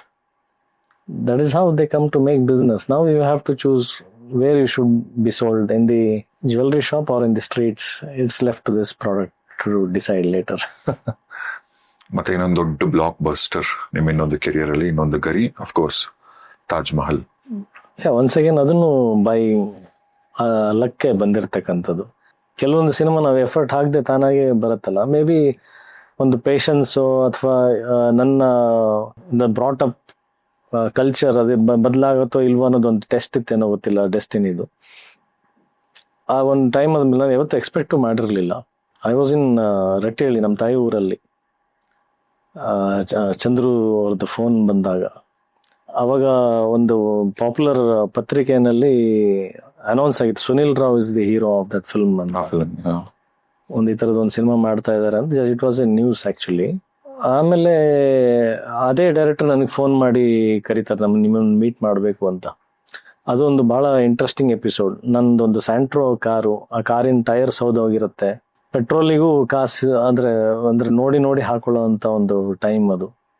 ಇವ್ರು phone ಮಾಡಿರ್ತಾರಲ್ಲ, ನಾನು ಅವ್ರಿಗೆ ಕೇಳ್ತೀನಲ್ಲ, sir ಈ ಪಿಕ್ಚರಿಗೆ Sunil Rao ಅವರಲ್ವಾ hero ಅಂತ. Sir ಅದೆಲ್ಲ ಆಮೇಲೆ ಹೇಳ್ತೀನಿ, ಫಸ್ಟ್ ಬನ್ನಿ ಸರ್ ನಿಮ್ ಕತೆ ಹೇಳ್ತೀನಿ ಅಂತ. ನಾನು ದೂರ ಇದ್ದೀನಿ ಅನ್ನೋದು ಅವ್ರಿಗೆ ಗೊತ್ತಿಲ್ಲ. ಒಂದು ನಮ್ಮ ಅಜ್ಜ ಅವ್ರು ತೀರ್ಕೊಂಡು ಅದು 10th ಡೇನೋ 11th ದೇವಸ್ಥಾನಕ್ಕೆ ಹೋಗ್ತಾರಲ್ಲ, ಆ ದಿನ ಅದು ಆಕ್ಚುಲಿ. ದೇವಸ್ಥಾನದಲ್ಲಿ ಕೂತ್ಕೊಂಡಿದ್ದೀವಿ, ಯಾವಾಗ ಬಂದಿತ್ತು ಫೋನ್ ಅದು. ಸೊ ಹೆಂಗಿದ್ರು ಹೊರಡೋದಿತ್ತು. ತಡವಾಗಿ ಹೋಗೋದನ್ನು ನಮ್ಮ ತಾಯಿಗೆ ಅರ್ಜೆಂಟ್ ಮಾಡಿ ಬಾ ಕೂತ್ಕೊಂತ ಕಾರಲ್ಲಿ ಕೂಡ್ಸ್ಕೊಂಡು ನಾವು ಅಲ್ಲಿಂದ ಹೊರಟ್ವಿ. ನಾನು ಜೋರಾಗಿ ಡ್ರೈವ್ ಮಾಡ್ತಿದ್ದೀನಿ. ಈಗ ಜೋರಾಗಿ ಡ್ರೈವ್ ಮಾಡ್ಬೇಕಾದ್ರೆ ಮೈಲೇಜ್ ಕಡಿಮೆ ಕೊಡುತ್ತೆ ಕಾರ್ದು. ನೋಡ್ಕೊಂಡು ಡ್ರೈವ್ ಮಾಡಬೇಕು. ಸ್ಲೋ ಆಗಿ ಹೋದ್ರೆ ಅಲ್ಲಿ ಆಫರ್ ಮಿಸ್ ಆಗುತ್ತೆ. ಸೊ ಹಿಂಗ್ ಮಾಡ್ಕೊಂಡು ನಮ್ಮ ತಾಯಿ ಹತ್ರ ಒಂದ್ ಸ್ವಲ್ಪ ಮತ್ತೆ ಒಂಚೂರು ದುಡ್ಡು ಕೇಳ್ಕೊಂಡು ಪೆಟ್ರೋಲ್ ಹಾಕೊಂಡು ಬೇಗ ಅಲ್ಲಿ ರೀಚ್ ಆದಾಗ, ಅವಾಗ ಆರ್ ಚಂದ್ರು ಅವರ ಕಥೆ ಹೇಳಿದ್ರು. ನಾನು ಫಸ್ಟ್ ಪಾಯಿಂಟ್ ಕೇಳಿದ್ದು, ಸಿನಿಮಾ ಬಜೆಟ್ ಏನಿದೆಯಲ್ಲ, ನಾನು ಎಕ್ಸ್ಕ್ಯೂಸ್ ಮೀ ಅವೆಲ್ಲ ಏನ್ ಮಾಡಿದ್ನಲ್ಲ ಹೀರೋ ಆಗಿ, ಅದಕ್ಕಿಂತ ಜಾಸ್ತಿ ಕೇಳ್ತಾ ಇದೆ ಇಲ್ಲಿ. ನನ್ಗೆ ಗೊತ್ತಾಗ್ತಾ ಇದೆ ಅದು. ಅವಾಗ ಸಿನಿಮಾ ಮೇಕಿಂಗಿಗೆ the first question what I asked is, do you really want to invest this on me ಅಂತ ನಾನೇ ಕೇಳಿದ್ದು. ಅಂದ್ರೆ ಹಿ ವಾಸ್ ವೆರಿ, ನನಗೆ ಐ ಅಪ್ರಿಷಿಯೇಟ್ ದಟ್ ಕಾನ್ಫಿಡೆನ್ಸ್. ಅಂದ್ರೆ ಕೆಲವೊಂದು ಕಡೆ ಮಾತ್ರ ಅಂದ್ರೆ ಕಲಾವಿದ ಅಂತ ಬರೋಂಥ ಟೈಮ್ ಇರುತ್ತಲ್ಲ. So what ever respective of me and Chandru, what ever ಹೊರಗಡೆ ಏನಿರ್ಬೋದು, ಏನೇ ಡಿಫ್ರೆನ್ಸಸ್ ಇರ್ಬೋದು, but for that point of time I hold that gratitude. Actor ಅಂತ ಬಂದಿದ್ದು without irrespective of my market values ಬಂದ ಕಥೆ ಹೇಳಿದ್ದು. And he made that promising cinema accordingly. And ವಾಪಸ್ ಟಿ ಜಂಕ್ಷನ್ ಅಲ್ಲಿ ನಾನು ಮತ್ತೆ ಒಂದು ಫ್ಲೆಕ್ಸ್ ಕಟ್ಔಟ್ ನಿಂತಿರೋದು, ನಮ್ಮ ತಾಯಿ ಕರ್ಕೊಂಡೋಗಿ ಮತ್ತೆ ನಾನು ಹೀರೋ ಆಗಿದ್ದು ತೋರಿಸಿದ್ದು, ಅದೆಲ್ಲ ಅದೃಷ್ಟದ ವಿಚಾರಗಳೇ. ಫೀನಿಕ್ಸ್ ಪಕ್ಷಿ. ಯಾ ತಾಜ್ ಮಹಲ್ಗೆ ನೀವು ರೆಮ್ಯುನರೇಷನ್ ತಗೊಂಡಿದ್ದು ಕೂಡ ತುಂಬಾ interesting. How do you remember that? ಹೆಂಗೆ ಇಷ್ಟೊಂದ ಎಲ್ಲಿ ಹೇಳಿದ್ದೆ ನಾನು ನಿಮ್ಗೆ ಈ ವಿಚಾರನ? ನಾನು ಫುಲ್ ನಿಮ್ ಬಗ್ಗೆ PhD ಮಾಡಿದ್ದೀನಿ. ಹೌದಾ? Very interesting. ಓಕೆ, ಹೇಳೋಣ ಈ ವಿಚಾರ, ತೊಂದರೆ ಇಲ್ಲ. ಅದೇ ಅದಕ್ಕೂ ಮುಂಚೆ ಹಿಂದಿನ ಸಿನಿಮಾಗಳಲ್ಲಿ ನನ್ನ ಸಂಭಾವನೆ ಅಂದ್ರೆ ಈ ಕ್ಯಾರೆಕ್ಟರ್ ರೋಲ್ಸ್ ಮಾಡ್ಬೇಕಾದ್ರೆಲ್ಲ 25,000, 50,000, 30,000 ರೆಮ್ಯುನರೇಷನ್ಸ್ ಆಫ್ ಮೈ ಫಿಲ್ಮ್ಸ್. ಇವರು ಅಂದ್ರೆ ಕಥೆ ಎಲ್ಲ ಕೇಳಾಗಿದೆ, ತುಂಬಾ ಟೆಂಪ್ಟಿಂಗ್ ಆಗಿದೆ. ಅಂದ್ರೆ ಆಸ್ ಎ ಹೀರೋ ಮತ್ತೊಂದು ಸಿನಿಮಾ ಸಿಗ್ತದೆ, and that's excellent script with all strength of production. Strong producer ಇದ್ದಾರೆ ಅಂತ ಹೇಳ್ತಾ ಇದ್ದಾರೆ, ಯಾವ್ದ್ರಲ್ಲಿ ಕಾಂಪ್ರಮೈಸ್ ಆಗಲ್ಲ ಅಂತ ಹೇಳ್ತಾ ಇದ್ದಾರೆ. ಎಲ್ಲ ಇದನ್ನ ಇವಾಗ ನಾನು ದುಡ್ಡಿನ ಸೆಕೆಂಡ್ ಪ್ರಶ್ನೆ, ನಾನು ಫ್ರೀ ಆಗಿ ಮಾಡೋಕ್ಕೂ ಅದಕ್ಕೆ ready. But on part of respect ಅವ್ರು ಚಂದ್ರು ಅವ್ರು ಕೇಳಿದ್ರು, ಸರ್ ಇವಾಗ ಅಂದ್ರೆ ರೆಮ್ಯುನರೇಷನ್ ಪಾರ್ಟ್ ಏನಂತ. ಇವಾಗ ಪೆಟ್ರೋಲ್ ಅಂದ್ರೆ ಇಲ್ಲದೆ ಎಷ್ಟು ಕಷ್ಟದಲ್ಲಿ ಬಂದಿದ್ದೀನಿ ಅದು ಗೊತ್ತಿದೆ. ಎಲ್ಲೋ ಒಂದು ಮನ್ಸಲ್ಲಿ ಒಂದು ಗಿಲ್ಟ್ ಕಾಡ್ತಾ ಇದೆ, ಕೇಳಬೇಕಾ ಬೇಡವಾ. ಆಮೇಲೆ ಕೇಳಿದ್ರು ನನ್ನ ತಲೆನಲ್ಲಿ ಜಾಸ್ತಿ ಕೇಳ್ಬಿಟ್ರೆ ಎಲ್ಲಿ ಅಲ್ಲ, ಇದು 50,000 75,000 ರೂಪಾಯಿ ನನ್ನ ತಲೆನಲ್ಲಿ. ಕಥೆ ಹೇಳಿದ್ದು ಅವರು ಬಹುಶಃ ಒಂದು 20 ನಿಮಿಷದಲ್ಲಿ ಕಥೆ ಹೇಳಿದ್ರು. ಅರ್ಧ ಗಂಟೆ ಮೇಲೆ ನೆಗೋಷಿಯೇಷನ್ ನಡೆದಿದೆ. ಕತೆ ಹೇಳಿದ್ 20 ನಿಮಿಷ, ಕತೆ ಹೇಳಿದ್ 20 ನಿಮಿಷ, ಕ್ಲೈಮ್ಯಾಕ್ಸ್ ಹೇಳ್ಬಿಟ್ಟಿದ್ರು. ಕ್ಲೈಮ್ಯಾಕ್ಸ್ ಎಲ್ಲ ಹೇಳಿದ್ರು. ಸಾರಿ, ತಾಜ್ ಮಹಲ್ ಕ್ಲೈಮ್ಯಾಕ್ಸ್ ಹೇಳಿದ್ರು. ನೀವು ಇನ್ನೂ ರಿಸರ್ಚ್ ಮಾಡಿದೀರ ಅಂತ ಗೊತ್ತಾಯ್ತು ಇವಾಗ. ತಾಜ್ ಮಹಲ್ ಕ್ಲೈಮ್ಯಾಕ್ಸ್ ಹೇಳಿದ್ರು. ಸೊ ಆ ನೆಗೋಷಿಯೇಷನ್ ಅಲ್ಲಿ ನೀವ್ ಹೇಳಿ ಅಂತ. ನಾನು 50,000 ಕೇಳದ, ಇಲ್ಲ 75,000 ಕೇಳ್ಬಿಡೋಣ ಅಂತ. 75,000 ಕೇಳ್ಬಿಟ್ರೆ ವಾಪಸ್ ಹೋಗ್ಬಿಡ್ತಾರ, ಏನ್ ಮಾಡಿ ನಾನು ಮನ್ಸಲ್ಲೇ ಲೆಕ್ಕ ಹಾಕೊಳ್ತಾ ಇದ್ದೀನಿ ನಾನು. ಓಕೆ, ಒಂದ್ ತಿಂಗಳಿಗೆ ಕಾರಿನ ಪೆಟ್ರೋಲ್ ಇಷ್ಟು ಖರ್ಚಾಗತ್ತೆ, ನಮ್ಮಣ್ಣ ನನಗೆ ಇಷ್ಟಿಷ್ಟು ಕೊಟ್ಟಿದ್ದ, ಅವ್ನ ಪಾಪ ಇಷ್ಟು ಖರ್ಚದಲ್ಲಿದ್ದಾನೆ, ಅವನಿಗೆ ಒಂದು ಮಗು ಹುಟ್ಟಿದೆ, ಅದ್ರದ್ದು ಖರ್ಚುಗಳೆಲ್ಲ ಬರ್ತಾ ಇದಾವೆ. ನಮ್ಮ ಅತ್ತಿಗೆ ಬೇರೆ ಅವರು ಏನೋ ಕ್ಲಿನಿಕ್ ಅದೆಲ್ಲ ಮಾಡ್ಬೇಕಂತ ಓಡಾಡ್ತಾ ಇದಾರೆ, ಅದೇ ಇದು ಏನೇನೋ. ನಮ್ಮ ತಾಯಿದು ಕಾಲ್ ಪ್ರಾಬ್ಲಮ್ ಇದೆ. ಪ್ಯಾರಲಲ್ಲಿ ಕ್ಯಾಲ್ಕುಲೇಷನ್ಸ್ಗಳು. ಒಂದ್ ತಿಂಗಳಿಗೆ ನಂಗೆ ಇಷ್ಟು ಬಂದ್ರೆ ಒಂದ್ ಸಿನಿಮಾ ಶೂಟಿಂಗ್ ಆಗಿ 3 ತಿಂಗಳಾಗತ್ತೆ. ಸೊ 3 ತಿಂಗಳಲ್ಲಿ ಪ್ರತಿ ತಿಂಗಳು ನಾನು ಒಂದು 10,000 ಖರ್ಚು ಅಂತ ಅನ್ಕೊಂಡ್ರು ಒಂದ್ 30,000. ಏನಾದ್ರು ಒಂಚೂರು ಲಗ್ಜರಿ ಬಟ್ಟೆ ಗಿಟ್ಟೆ ತಗೋಬೇಕಂತಂದ್ರೆ ಅದಕ್ಕೊಂದು 50,000 ಕ್ಲೋಸ್ ಮಾಡ, 50,000 ಕ್ಲೋಸ್ ಮಾಡ್ಬಿಡ್ರು ಸಾಕು, 75 ಹೋಗ್ಬೇಡ, ಒಂದ್ 3 ತಿಂಗಳು ನಡೆದೋಗತ್ತೆ ನಿಂದ 50ರಲ್ಲಿ ಅಂತ ನಾನು ಮನ್ಸಲ್ಲೇ. ಇದು ಅರ್ಧ ಗಂಟೆ ಇಲ್ಲ, ನೀವ್ ಹೇಳಿಸಿಲ್ಲ ಸರ್ ಪ್ಲೀಸ್ ನೀವ್ ಹೇಳಿ, ಒಳಗಡೆ ಮರ್ಮರಿಂಗ್ ಕ್ಯಾಲ್ಕುಲೇಷನ್ಸ್ ನಂದು. ನಾನ್ ಫೈನಲಿ ಯಾವ್ದು ಬೇಡ, 50 ಬೇಡ, 75 ಬೇಡ, ಯಾವ್ದೋ ಒಂದ್ ಮಿಡ್ ಇದ್ರಲ್ಲಿ ಲಾಕ್ ಆಗೋಣ. ಅಟ್ಲೀಸ್ಟ್ ಒಂದ್ ಏನೋ 75 ಹೇಳಿದ್ರೆ ಒಂದ್ ಜಾಸ್ತಿನೂ ಬೇಡ, ಇಮಿಡಿಯೇಟ್ಲಿ ಒಂದ್ 25,000 ಇಳಿಸ್ಬಿಟ್ಟು 50ಕ್ಕೆ ಬಂದ್ಬೇಡ, ಹಿಂಗೊಂದ್ ಮಾಡಿ ಕ್ಲೋಸ್ ಮಾಡು ಗುರು ಅಂತ ತಲೆನಲ್ಲಿ. The moment I have to say, sir ನೀವೇನು ಹೇಳಕ್ ಹೋಗ್ಬೇಡಿ ಸರ್, ನಾನೊಂದು ಪೇಮೆಂಟ್ ಒಂದು ರೇಟ್ ಹೇಳ್ತೀನಿ, ಅದ್ರ ಮೇಲೆ ನೀವು ₹1 ನೀವು ಮಾತಾಡಲ್ಲ ಅಂತ ನಾನು ಹೇಳ್ತೀನಿ ಅಂತಂದ್ರು. ಬಿತ್ತೂರೇನೋ 10,000 15,000 ಏನೋ ಅಲ್ಲಿಗೆ ಒಂದು ಗೌರವಧನ ಕ್ಲೋಸ್ ಮಾಡ್ತಾರೆ ಅಂತ. ಸರ್ 4.5 ಲಕ್ಷ ಕೊಡಿಸ್ತೀನಿ ಸರ್ ಅಂದ್ರೆ.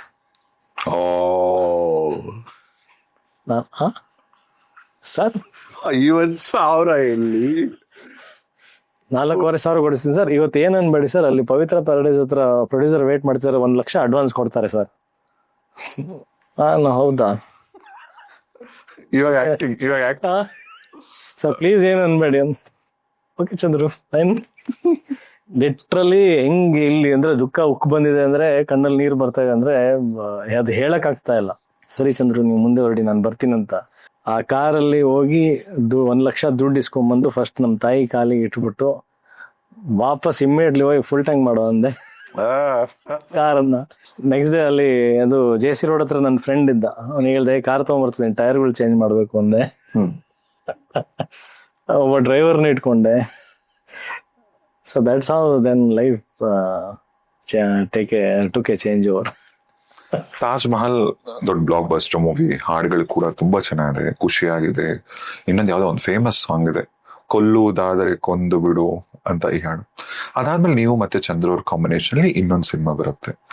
ಇಷ್ಟು ಚೆನ್ನಾಗಿ ಇಷ್ಟು ಒಳ್ಳೆ ಯೂನಿಟಿಯಿಂದ ಅಷ್ಟು ಬ್ಲಾಕ್ ಬಸ್ಟರ್ ಕೊಟ್ಟಂತವ್ರು, ನಿಮ್ಮ ನೆಕ್ಸ್ಟ್ ಸಿನಿಮಾಗೆ ಕ್ಲೈಮ್ಯಾಕ್ಸ್ ಏನೋ ಒಂದು ವಿಚಾರದಲ್ಲಿ ನಿಮ್ಗೂ ಮತ್ತೆ ನಿಮ್ ಡೈರೆಕ್ಟರ್ ನಡುವೆ ಒಂದು ಡಿಫ್ರೆನ್ಸ್ ಬರುತ್ತಲ್ಲ, ಯಾಕೆ ಅದನ್ನ ಇನ್ನು ಸ್ಮೂತ್ ಆಗಿ ಸಾಲ್ವ್ ಮಾಡ್ಬೋದಿತ್ತ, ಅಥವಾ ಆ ಟೈಮಲ್ಲಿ ಯಾಕೆ ಈ ಗಡ್ಡ?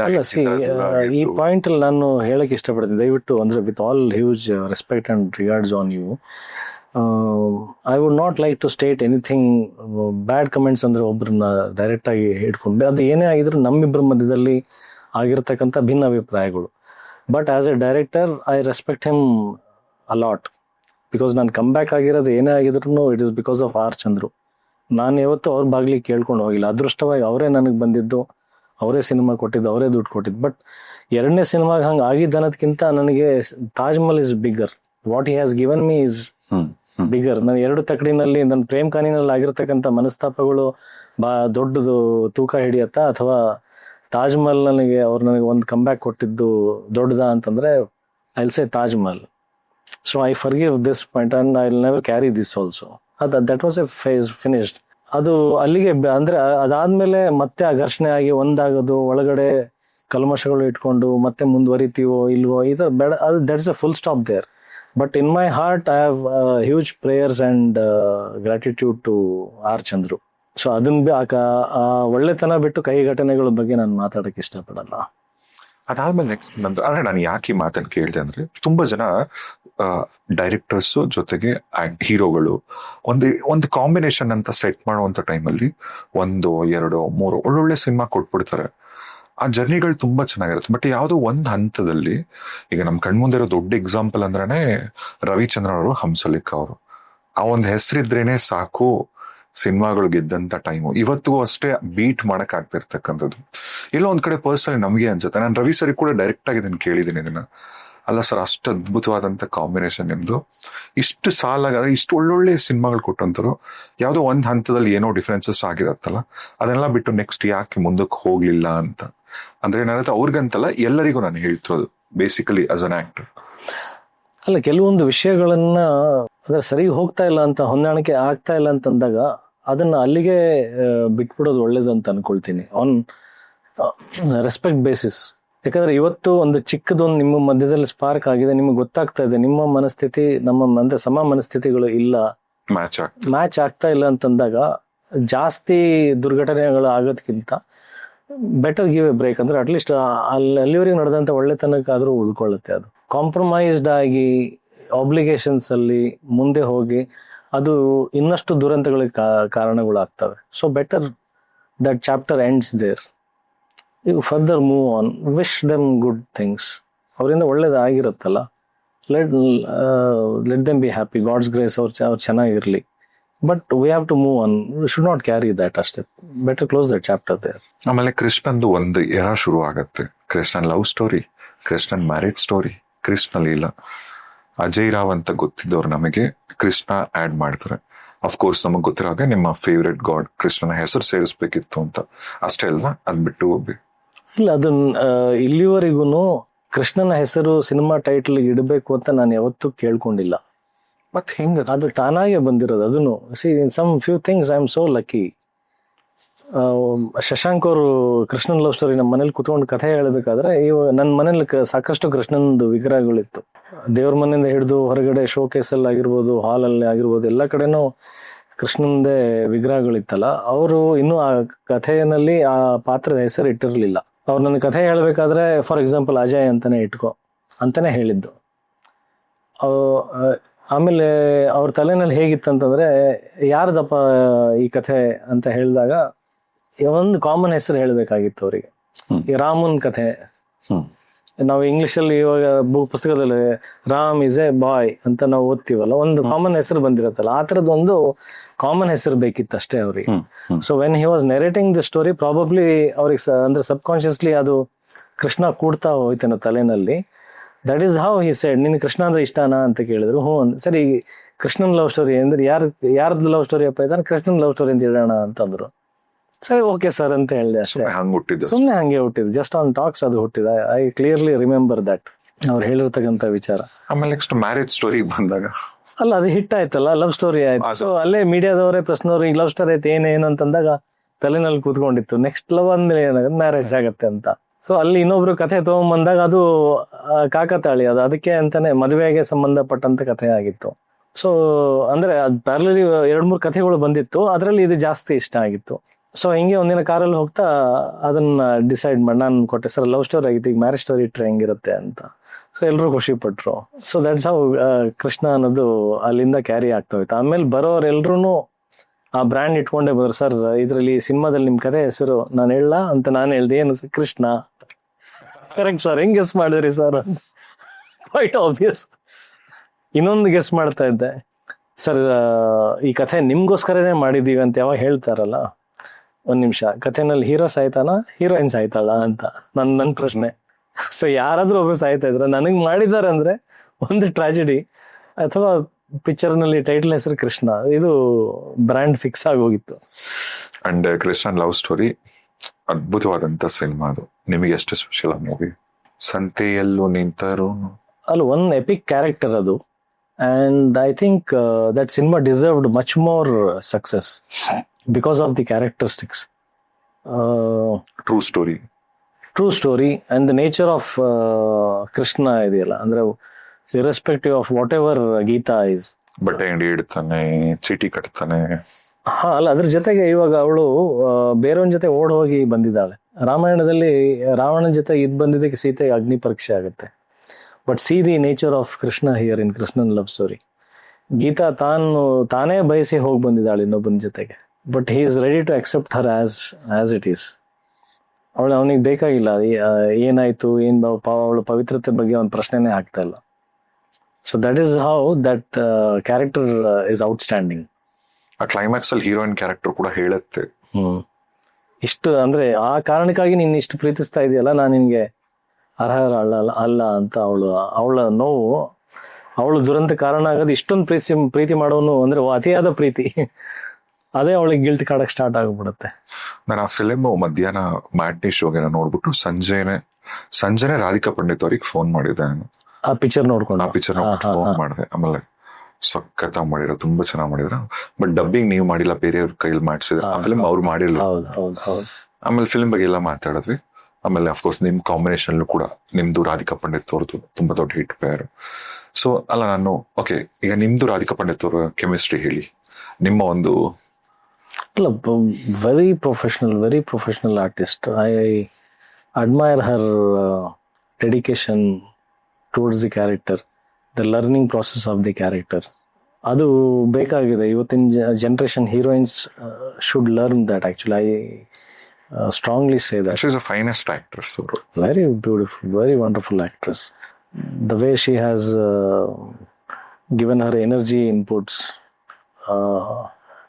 the understanding of the character itself, adu bala aprupa baradu.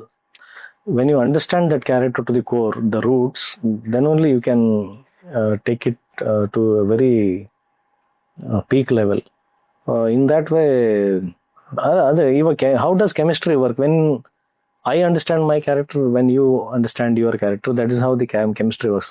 ನೀವು ಅವಾಗಲೇ ಆಫ್ ದಿ ರೆಕಾರ್ಡ್ ಒಂದು ಪ್ರಶ್ನೆ ಕೇಳಿದ್ರಲ್ಲ, ನೀವು ಎಷ್ಟೆಲ್ಲ ಪ್ರಿಪೇರ್ ಆಗಿ ಬಂದಿರ್ತೀರ, ಒಂದು ಆರ್ಟಿಸ್ಟ್ ಅಷ್ಟೇ ಪ್ರಿಪೇರ್ಡ್ ಆಗಿ ಇಲ್ಲದೆ ಇದ್ದಾಗ ಹೆಂಗ್ ಅನ್ಸತ್ತೆ ಅಂತ. That is where the chemistry fails. When both the characters have understood the characters, the chemistry works. Simple thing.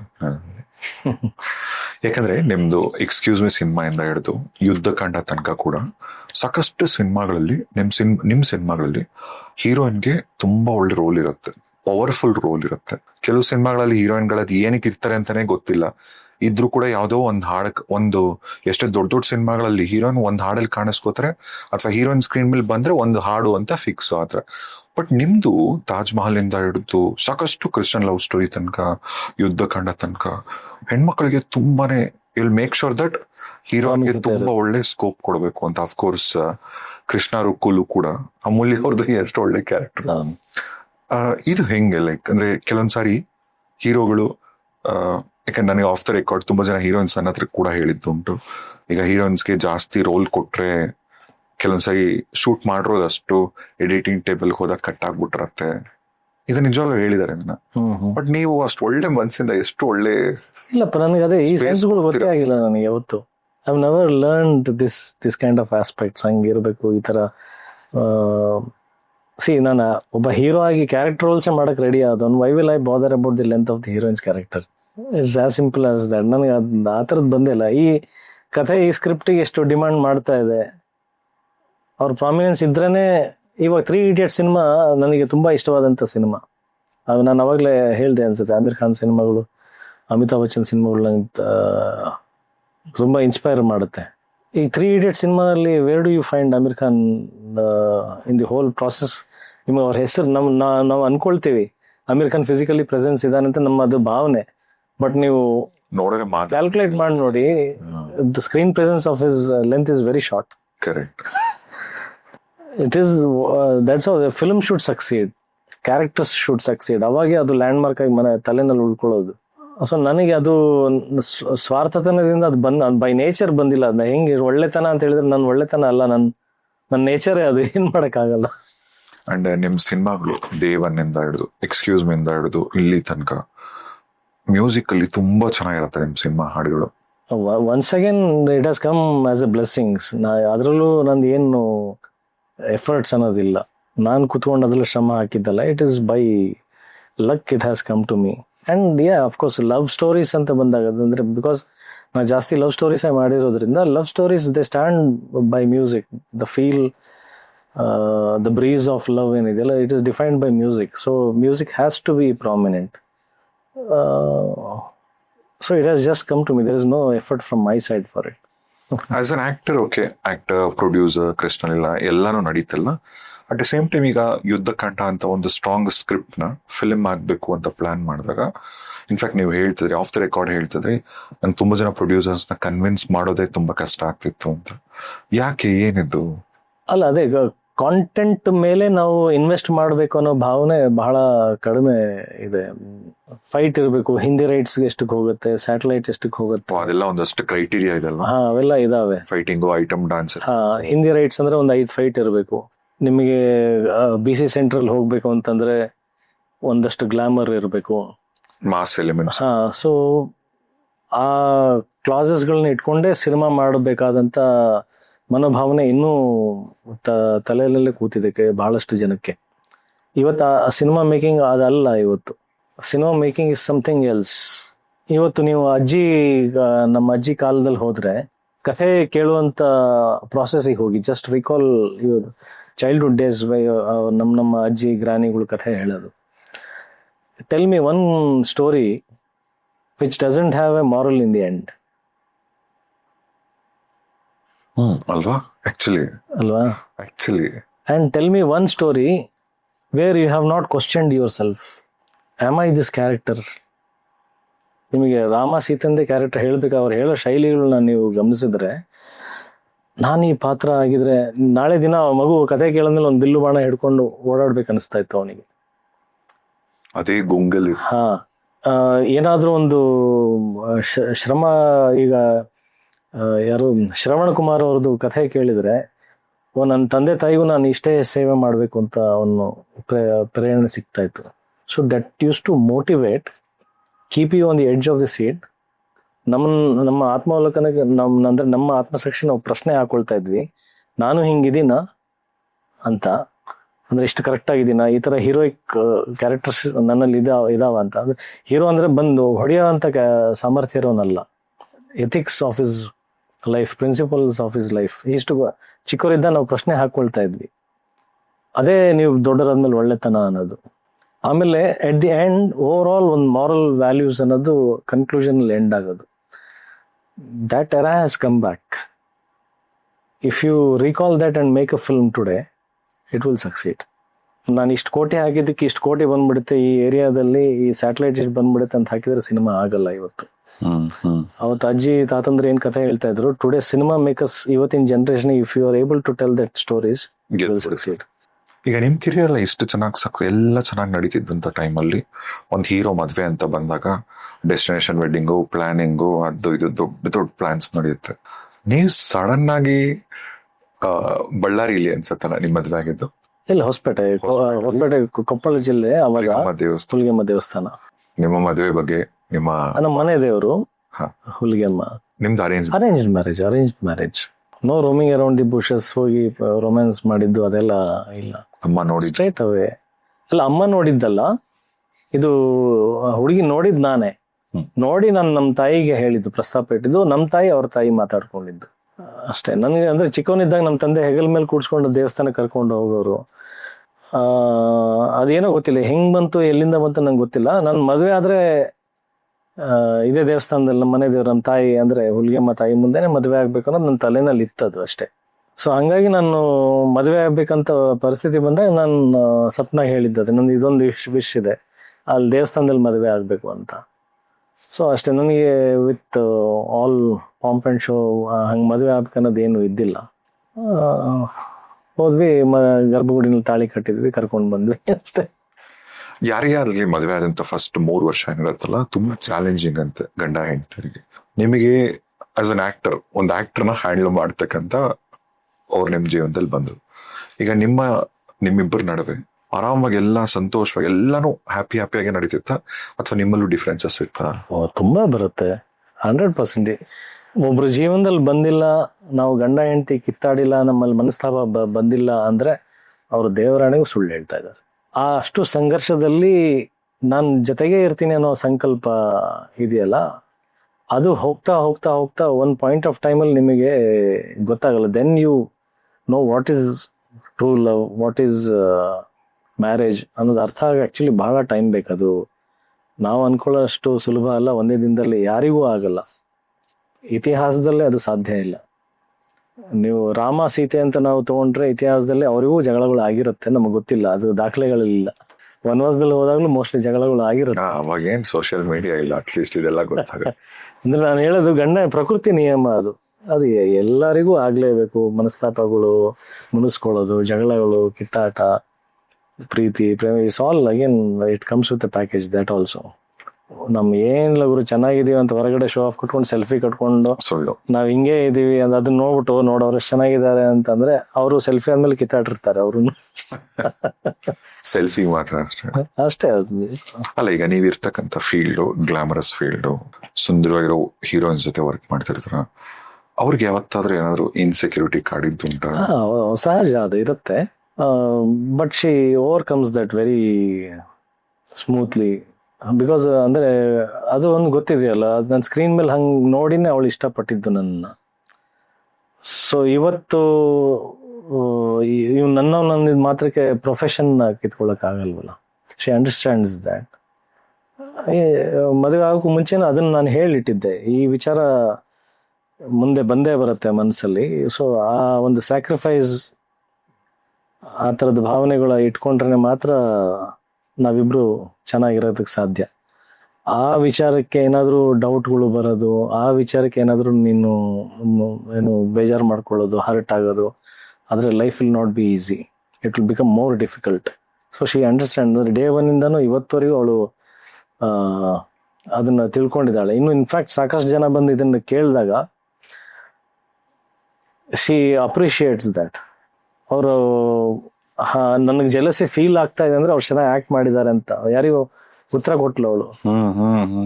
ಅದನ್ನ ನೋಡಿ ನಂಗೆ ಜೆಲಸಿ ಫೀಲ್ ಆಗ್ತಿದೆ ಅಂದ್ರೆ he has done that excellent performance ಅಂತಾನೆ ಅರ್ಥ. So I appreciate that thing ಅಂತ ಹೇಳಿದ್ಲು. That was excellent counter. ಮತ್ತೆ ಈಗ ನಿಮ್ಮ ಲೈಫಲ್ಲಿ ನನಗೆ ಗೊತ್ತಿದ್ದ ಮೋಸ್ಟ್ಲಿ ಸ್ಪೆಷಲ್ ಹೆಣ್ಮಕ್ಳು ಅಂದ್ರೆ ನಿಮ್ಮ ಜೀವನದಲ್ಲಿ ತುಂಬಾ ಪ್ರಭಾವ ಬೀರುತ್ತೆ ಅಂದ್ರೆ ಅಫ್ಕೋರ್ಸ್ ನಿಮ್ಮ ತಾಯಿ, ನಿಮ್ಮ ಅಕ್ಕ, ನಿಮ್ಮ ಹೆಂಡತಿ, ನಿಮ್ಮ ಮಗಳು. ಇನ್ನೂರನಿದಾರ?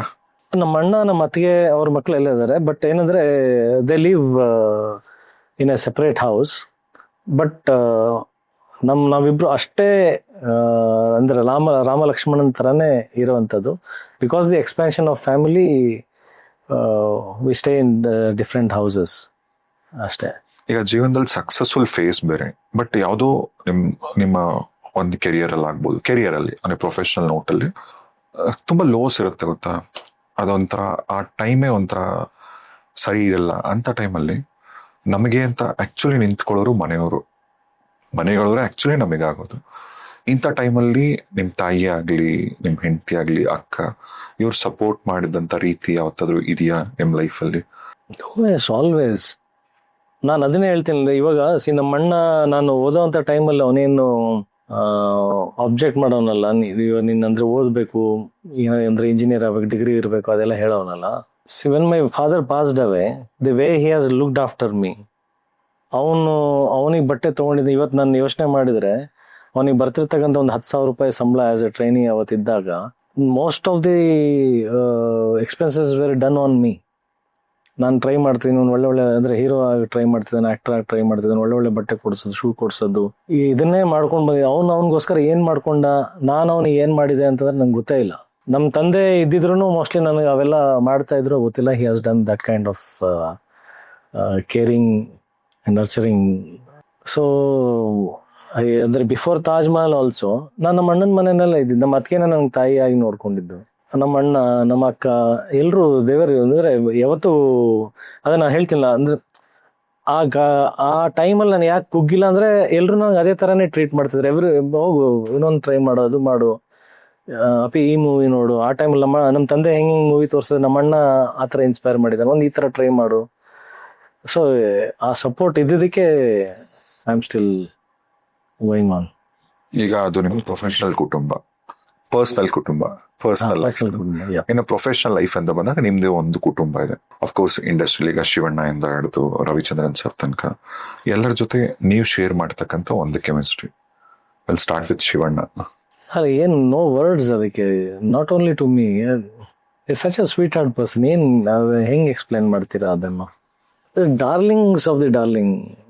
ಒಳಗಡೆ ಹೋಗಿ ಅವ್ರ ಹೃದಯಕ್ಕೆ ಮುತ್ತು ಕೊಟ್ಟರು ಸಾಕಾಗಲ್ಲ, ಅಷ್ಟು ಸ್ವೀಟ್ ಹಾರ್ಟ್ ಅದು. ಅವ್ರ ಮನೆಗೆ ಹೋದಾಗಲಿ, ಅವ್ರು ಸಿಕ್ಕಾಗಲಿ, ಅವ್ರ ವಿನಯತೆ, I can't express in words. ಅದನ್ನೇ ಅಂದ್ರೆ ನಾನು ಹೇಳ್ತಿರೋದು, there so much of love and respect towards Shivanna, I can't express. ಈಗ ಮೊನ್ನೆ ಸರ್ಜರಿ ಆಗಿ ಬಂದಾಗ್ಲೂ ನಾನು ಹೋಗ್ಲಿಲ್ಲ ಮನೆಗೆ, ಇಲ್ಲಿವರೆಗೂ ಹೋಗಿಲ್ಲ. ಅದೇನೋ ಗೊತ್ತಿಲ್ಲ ನನಗೆ. I don't want to see Shivanna in pain. I don't want to see Shivanna ಏನೋ ನಾನು ಕೂತ್ಕೊಂಡಂದ್ರೆ ಎಲ್ಲರೂ ಹೋಗಿ ಕೇಳಿರ್ತಾರೆ, ಹೆಂಗಾಯ್ತಣ್ಣ, ಏನಾಯ್ತು ಅಂತ ಎಲ್ಲರೂ ಕೇಳಿ ಅದನ್ನ ಮತ್ತೆ ಮತ್ತೆ ನೆನಪಿಸಿರ್ತಾರೆ. ನನಗೆ ಅದೇನೋ ಗೊತ್ತಿಲ್ಲ, ಹೋಗಿ ಇಷ್ಟನೇ ಆಗ್ತಾ ಇಲ್ಲ. ಸುಮಾರು ಜನ ಕೇಳಿದ್ರು, ಶಿವಣ್ಣ ಆಪರೇಷನ್ ಆಗಿ ಬಂದ್ರು, ಹೋದ್ರ ಅಂತ. ನಾನು until and unless Shivanna doesn't give a blockbuster, ನಾನು ಮೀಟ್ ಆಗಲ್ಲ ಅವ್ರನ್ನ.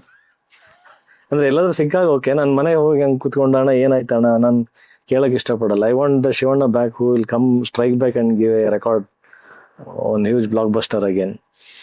ಅವತ್ತು ನಾನು ಶಿವಣ್ಣನ ಮನೆಗೆ ಹೋಗ್ತೀನಿ. ಮತ್ತೆ ಅಂಡ್ ರವಿ ಸರ್ದೇ ಅವಾಗಿನ ಸಿನಿಮಾ ಟೈಟ್ಲ್ ಎತ್ಕೊಂಡಿದ್ರ, ಯುದ್ಧ ಕಾಂಡ. ರವಿ ಸರ್ಗೆ ಫಸ್ಟ್ ಇದನ್ನ ಟೈಟ್ಲ್ ಹೇಳಿದಾಗ ತುಂಬಾ ಖುಷಿ ಪಟ್ರು. ಆಕ್ಚುಲಿ ಭಯದಿಂದಾನೇ ಹೋಗಿದ್ದು, ಏನ್ ಹೇಳ್ತಾರೆ ಗುರು ಇವಾಗ, ಏನೋ ಕಾದಿರುತ್ತೆ ಅಂತ. ಬಟ್ ಖುಷಿ ಪಟ್ರು. ಬಟ್ ಒಂದು ಸಜೆಷನ್ಸ್ ಅವತ್ತು ಕೊಟ್ರು, ನೀನು ಕೃಷ್ಣ ಅನ್ನೋದು ಬಿಡಬಾರ್ದು ಟೈಟ್ಲ್, ನೀನು ಅದನ್ನೇ ಕ್ಯಾರಿ ಮಾಡ್ಬೇಕು. ಅವರೇ ಹೇಳಿದ್ದು, ನೀನು ಬಿಡಬಾರ್ದು, ಅದು ನಿನ್ ಬ್ರ್ಯಾಂಡ್, ಅದು ಆ ಥರದ್ದೇ ಒಂದು ಮಾಡಿ. ನಿನ್ ಪ್ರೊಡಕ್ಷನ್ ಕೃಷ್ಣ ಲೀಲಾ ಆಗಿದ್ದೈತಿ, ಇನ್ನೊಂದು ಆ ಥರದ್ದು ಏನಾದ್ರು ಮಾಡ್ಬೇಕು. ಅವ್ರಿಗೆ ಕನ್ಸರ್ನ್ ಇರುತ್ತಲ್ಲ, ದುಡ್ಡು ಹಾಕಿ ಮಾಡ್ತಾ ಇದ್ದೀನಿ. ಯಾಕಂದ್ರೆ ಅವರು ಸಾಕಷ್ಟು ಪ್ರೊಡಕ್ಷನ್ ನಲ್ಲಿ ಏಳು ಬೀಳು ಎಲ್ಲ ನೋಡಿರ್ತಕ್ಕಂಥವ್ರಲ್ಲ. ಇನ್ನೊಂದು ಕಲಾವಿದ ಆ ಥರ ಮತ್ತೆ ಒಂದು ಸಾಹಸ ಮಾಡಕ್ ಹೊರಟಿದ್ದಾನೆ ಅಂತ ಅಂದಾಗ ಅವ್ರಿಗೆ ಒಂದು ಜವಾಬ್ದಾರಿ, ಒಂದು ಕಾಳಜಿ ಅವ್ರ ಮಕ್ಳ ಥರನೇ ಇರುತ್ತಲ್ಲ. ಸೊ ಆ ಕನ್ಸರ್ಟ್ಸ್ ಮೇಲೆ ಒಂದಷ್ಟು ಬುದ್ಧಿವಾದಗಳೆಲ್ಲ ಹೇಳಿದ್ರು. ಬಟ್ ಅಗೇನ್ ಅವರು ಹಠವಾದಿನೇ ಅಲ್ಲ, ಅವರು ನಾವು ಹಂಗೆ ಹಠ ಹಿಡ್ಕೊಂಡೆ ಬಂದು ಮಾಡಿದ್ವಿ. ಮೊನ್ನೆ ಹೋದಾಗ್ಲೂ ಅದನ್ನೇ ಅವ್ರಿಗೆ ಹೇಳ್ದೆ, ಪ್ರತಿಯೊಂದು ಫ್ರೇಮ್ ನಿಮ್ಮನ್ನೇ ತಲೆಯಲ್ಲಿ ಇಟ್ಕೊಂಡೇ ಮಾಡಿರೋದು ನಾನು.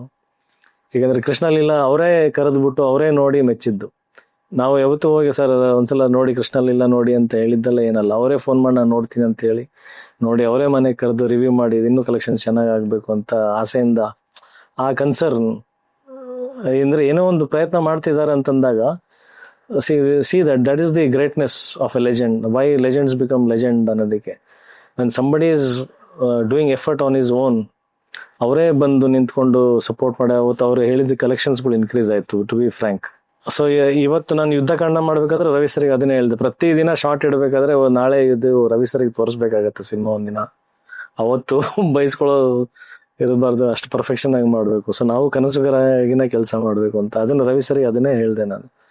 ಆ ಥರನೇ ಸರ್, ನಾಳೆ ದಿನ ನೀವು ಸೂಪರ್ ಅನ್ಬೇಕು. ಅವತ್ತೇನೇನು ಕನ್ಸರ್ನ್ಸ್ ಇಂದ ಹೇಳಿದ್ರಿ ಅದೆಲ್ಲ ನಿಜ ಆಗ್ಬೇಕು ಸರ್.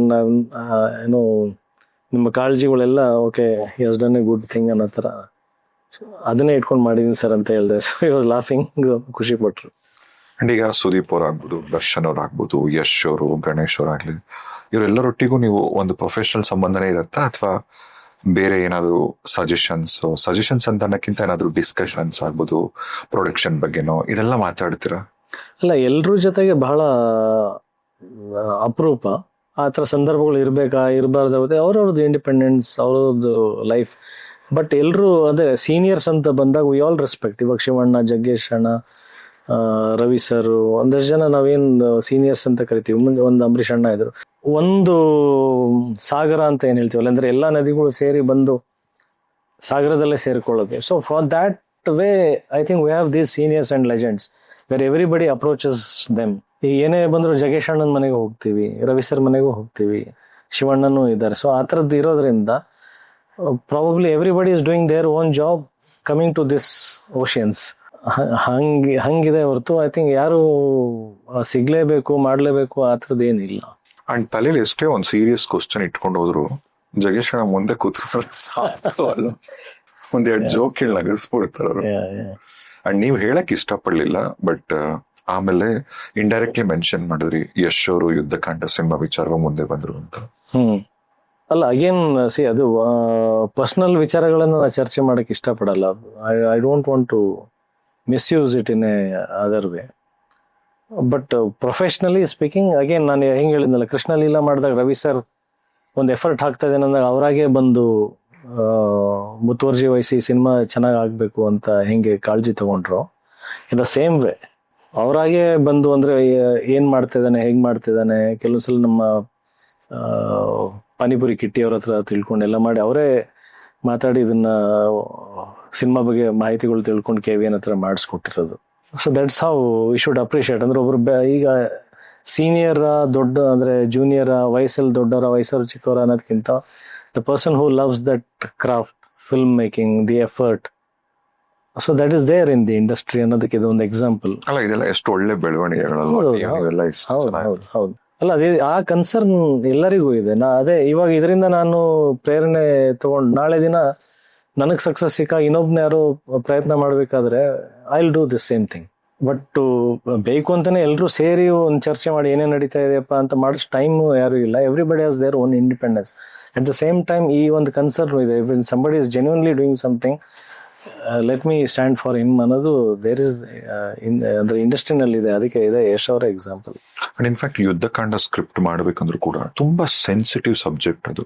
ಅಫ್ಕೋರ್ಸ್ ನೀವು ಯಾವ ವಿಚಾರ ಹೇಳಕ್ ಹೊರಟಿದ್ರ ಸಿನಿಮಾಲಿ, ಇಂಥ ಸಬ್ಜೆಕ್ಟ್ಗಳನ್ನ ಹ್ಯಾಂಡಲ್ ಮಾಡ್ಬೇಕಂದ್ರೆ ಎಲ್ಲೋ ಒಂದ್ ಕಡೆ ಕೂಡ ನಿಮ್ಗೆ ಅಂದ್ರೆ ಈಗ ನನ್ನ ಜನ ಇಲ್ಲಿ ತನಕ ಹಿಂಗ್ ನೋಡಿದ್ರು, ಇದು ತುಂಬಾ ಮೆಚೋರ್ಡ್ ವೇಲ್ ಹ್ಯಾಂಡಲ್ ಮಾಡ್ಬೇಕು. ಏನ್ ಪ್ರಿಪರೇಷನ್ ಏನಿತ್ತು ಇದಕ್ಕೆ ಈ ಕ್ಯಾರೆಕ್ಟರ್? ಅಲ್ಲ it is very pure thing. ಕಥೆ ಕೇಳಿದಾಗ ನನಗೆ ಕನೆಕ್ಟ್ ಆಯ್ತು. ನನಗೊಂದು ಮಗು ಇರೋದು, ಹೆಣ್ಮಗಳಿರೋದು, ಆ ಕಥೆ ಆ ಹೆಣ್ಮಗು ವಿಚಾರವಾಗಿನೇ ಆಧಾರಿತವಾಗಿರ್ತಕ್ಕಂಥ ಕಥೆ. ಅದು ಅವ್ರದ್ದು ಒಂದು ತಾಯಿ ಒದ್ದಾಡ್ತಿರ್ತಕ್ಕಂಥ ರೀತಿ ನ್ಯಾಯಕ್ಕೋಸ್ಕರ, ಆ ಥರದ್ದೊಂದು ಸಮಾಜದಲ್ಲಿ ಒಂದು ಹೆಣ್ಣು ಒಂದು ತಾಯಿ ಆ ಕಷ್ಟ ಪಡ್ತಿರ್ಬೇಕಾದ್ರೆ ಅದಕ್ಕೆ ಯಾರೋ ಒಬ್ಬ ಸಹಾಯ ಹಸ್ತ ಕೊಟ್ಟು ಅವ್ರ ಪರವಾಗಿ ಒಬ್ಬ ನಿಲ್ತಾನೆ.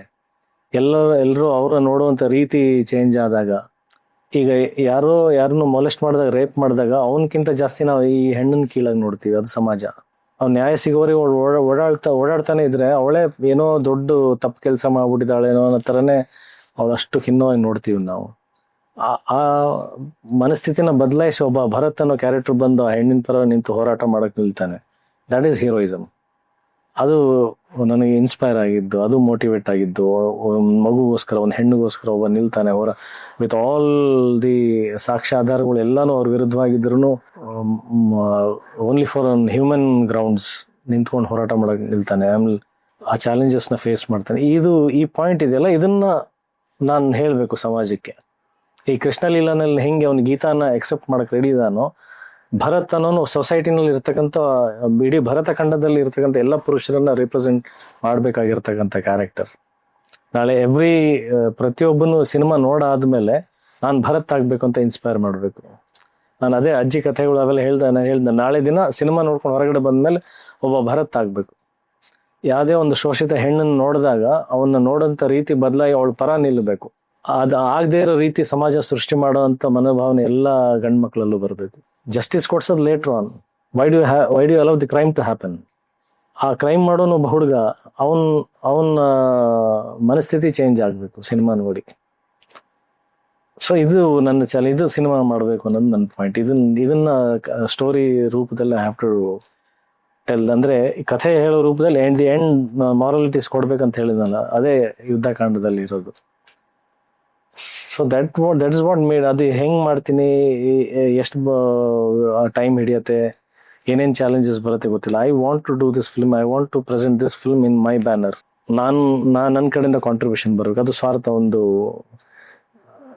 ಕೆಟ್ಟ ಸ್ವಾರ್ಥ ಅಲ್ಲ, ಒಳ್ಳೆ ಸ್ವಾರ್ಥ. ಕೃಷ್ಣ ಲೀಲಾ ಅಂತ ಒಂದು ಸಿನಿಮಾ ನನ್ನ ಸಂಸ್ಥೆಯಿಂದ ಕೊಟ್ಟೆ. What next? I will give Yuddhakanda from my production house.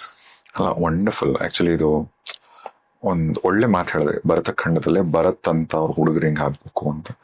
ಈ ಸಿನಿಮಾ ಶೂಟಿಂಗ್ ಟೈಮಲ್ಲಿ ಆಗ್ಲಿ, ನೀವು ಮಾಡಿದಂತ ಪಾತ್ರದಲ್ಲಿ ಆಕ್ಟ್ ಮಾಡಿ ಬಂದ ಮೇಲೆ, ಮನೆಗೆ ಬಂದ ಮೇಲೂ ಕೂಡ ಯಾವ್ದಾದ್ರು ಒಂದು ಪರ್ಟಿಕ್ಯುಲರ್ ಸನ್ನಿವೇಶ ಅಥವಾ ಯಾವತ್ತಾದ್ರೂ ಒಂದು ಘಟನೆ ನಿಮ್ಮನ್ನು ತುಂಬಾ ಹಾಂಟ್ ಮಾಡ್ತಾ, ಡಿಸ್ಟರ್ಬ್ ಮಾಡ್ತಾ ನೀವು ಆಕ್ಟ್ ಮಾಡಿ ಬಂದ ಮೇಲೆ?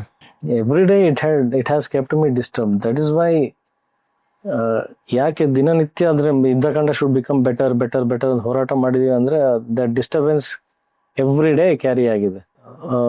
ನನ್ನ ಮಗಳೆಲ್ಲ ಆಟ ಆಡಕ್ ಹೋಗಿದ್ದಾಳೆ ಅಂತಂದ್ರೆ ನನಗೆ ಕಾನ್ಶಿಯಸ್ನೆಸ್, ಆ ಯೋಚನೆ, ಏನೇನೋ ಯೋಚನೆಗಳು ದಟ್ ಇನ್ಸೆಕ್ಯೂರಿಟೀಸ್ ಒಳಗಡೆ ಅದು ಯಾವಾಗ್ಲೂ ಕಾಡ್ತಾ ಇದೆ. ಬಿಕಾಸ್ ನಾನು ಇಲ್ಲಿ ಭರತ್ ಆ ಹೆಣ್ಣು ಮಗುಗೋಸ್ಕರ ಹೋರಾಡ್ತಾ ಇದ್ದಾನಲ್ಲ, ಅದ್ ನಾಳೆ ನನ್ನ ಫ್ಯಾಮಿಲಿನಲ್ಲಿ ಆಗ್ಬಿಟ್ರೆ ನಾನು ಕಾನೂನು ಕೈ ತಗೊಂಡ್ಬಿಡ್ತೀನ, ಏನ್ ಮಾಡ್ತೀನಿ? ಆ ಪ್ರಶ್ನೆಗಳು ಇರುತ್ತಲ್ಲ. ಆ ಡಿಸ್ಟರ್ಬೆನ್ಸ್ ಇರೋದಕ್ಕೇನೆ ಆ ಸ್ಟೋರಿ ಅಷ್ಟು ಸ್ಟ್ರಾಂಗ್ ಇದೆ ಅಂತ ಹೇಳ್ತಾ ಇರೋದು. ಅಷ್ಟು ಸ್ಟ್ರಾಂಗ್ ಇರೋದಕ್ಕೇನೆ ಅಷ್ಟು ಡಿಸ್ಟರ್ಬ್ಡ್ ಆಗಿನೇ ಮೂವಿ ಅಷ್ಟು ಚೆನ್ನಾಗಿ ಮಾಡಕ್ ಸಾಧ್ಯ ಆಗಿದ್ದು. ಅಲ್ಲ, ನಮಗೆ ಕಾನೂನು, ನಮ್ಮ ಪೊಲೀಸ್ ವ್ಯವಸ್ಥೆ ಇದೆಲ್ಲ ಇದ್ದು ಕೂಡ ಪಾಪ ಯಾವ್ದೋ ರಸ್ತೆಯಲ್ಲಿ ಒಂದು ಹೆಣ್ಮಗಳು ನಡ್ಕೊಂಡು ಹೋಗ್ತಾಳೆ ಅಥವಾ ಎಲ್ಲೋ ಕೂತಿರ್ತಾಳೆ, ಯಾವ್ದೋ ಒಂದು ಬಸ್ಸಿಗೆ ಕಾಯ್ತಿರ್ತಾಳೆ, ಬಂದು ಆ ಹೆಣ್ಮಕ್ಳ ಮೇಲೆ ನಡೀತಕ್ಕಂಥ ಈ ಅತ್ಯಾಚಾರ, ಈ ದೌರ್ಜನ್ಯಗಳಿದೆಲ್ಲ, ಇದಕ್ಕೆಲ್ಲ ಯಾವಾಗ ಕೊನೆ? ಅಥವಾ ಇದು ಯಾಕೆ ಇದನ್ನ ಅರ್ಥನೇ ಮಾಡ್ಕೊಂತಿಲ್ಲ? ಯುದ್ಧಗಳು ಆಗ್ತಾ ಇರ್ಬೇಕು. ಅದಕ್ಕೆ ಆಯಾ ಯುಗದಲ್ಲಿ ಒಂದೊಂದು ಯುದ್ಧಗಳು ಆಗ್ತಾನೆ ಇರಬೇಕು, ನೆನಪಿಸ್ತಾನೆ ಇರಬೇಕು. ಅಂಡ್ ಈ ಕಾರಣಕ್ಕಾಗಿನೇ ಈ ಸಿನಿಮಾದಲ್ಲಿ ರಾಷ್ಟ್ರಪತಿಗಳಿಗೆ ಒಂದು ಪತ್ರ ಇಟ್ಟಿದ್ದೀನಿ ನಾನು ಈ ಸಿನಿಮಾ ಮುಖಾಂತರ. Delayed justice is also one crime. Along with that some precautionary measures where crime should not happen. ನಾನು ಮೊನ್ನೆ ಒಂದು ಪ್ರೆಸ್ ಮೀಟಲ್ಲೂ ಈ ಉದಾಹರಣೆ ಕೊಟ್ಟೆ. ಅಂದ್ರೆ ಆಗ್ಲೇ ತಲೆನಲ್ಲಿ ಬಂತು, ಅದು ಸುಮ್ಮನೆ ಹಂಗೆ ಹೇಳ್ದೆ ನಾನು ಅದನ್ನ. ಈಗ ಟ್ರಾಫಿಕ್ ಅಲ್ಲಿ ನಮ್ ತಲೆಗೆ ಏಟ್ ಬೀಳ್ಬಾರ್ದು ಅಂತ ಹೆಲ್ಮೆಟ್ ಹಾಕೋ ಅಷ್ಟು ಕಾಳಜಿ ಇದೆ ಜನಕ್ಕೆ, ಅಂದ್ರೆ ವ್ಯವಸ್ಥೆಗೆ.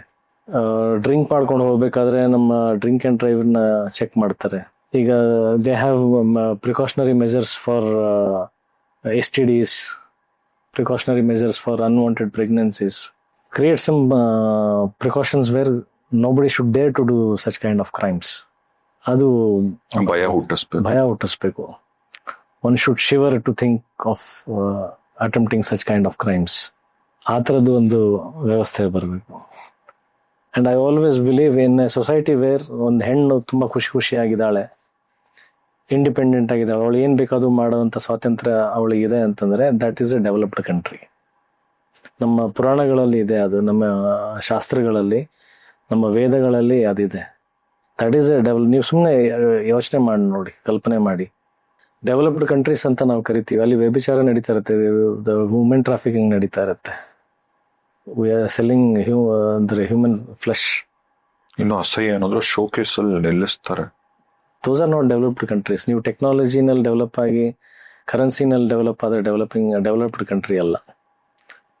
ಒನ್ ವೇ ನಾವು ಎಲ್ಲಿ ನಮ್ಮ ಭಾರತದಲ್ಲಿ ಎತ್ತರ ನಾರಸ್ತು ಪೂಜಂತೆ ರಮತೆ ತತ್ರ ದೇವತಾ ಅಂತ ಹೇಳ್ತೀವಲ್ಲ, this is the country which is developed.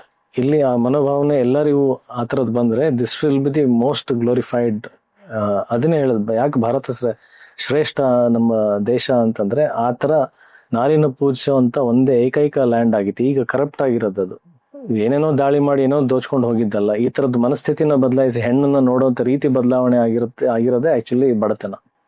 If you imagine clearly, if a female is roaming around happily without any insecurities, ಅಷ್ಟು ಒಳ್ಳೆ ಗಂಡಸರಿದ್ದಾರೆ ದೇಶದಲ್ಲಿ. ಅಷ್ಟು ಒಳ್ಳೆ ಗಂಡಸರಿದ್ದಾರೆ ಅಂದ್ರೆ ಅಷ್ಟು ಸಮೃದ್ಧವಾಗಿದೆ ದೇಶ ಅಂತ, ಅಷ್ಟು ಡೆವಲಪ್ಡ್ ಆಗಿದೆ ಅಂತ.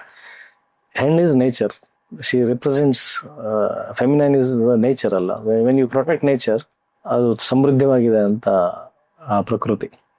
ನಾನು ಇವನ್ನ ಫಸ್ಟ್ ಮೀಟ್ ಮಾಡಿದಾಗ ನಾನು ನೋಡಿದಂತ ಅಜಯ್ ಹೇಗಿದ್ರು, ಅದಾದ್ಮೇಲೆ ಅಷ್ಟು ದೊಡ್ಡ ದೊಡ್ಡ ಸಕ್ಸಸ್ಗಳು ಬ್ಯಾಕ್ ಟು ಬ್ಯಾಕ್ ಹಿಟ್ಸ್ ಕೊಟ್ಟರು ಕೂಡ, ಯುದ್ಧಕಾಂಡ ಇವಾಗ ಸಕ್ಸಸ್ ಆಗಿದ್ ಆದ್ಮೇಲೂ ಕೂಡ ಇವತ್ತು ಸ್ಟಿಲ್ ಅದೇ ಅಜಯ್.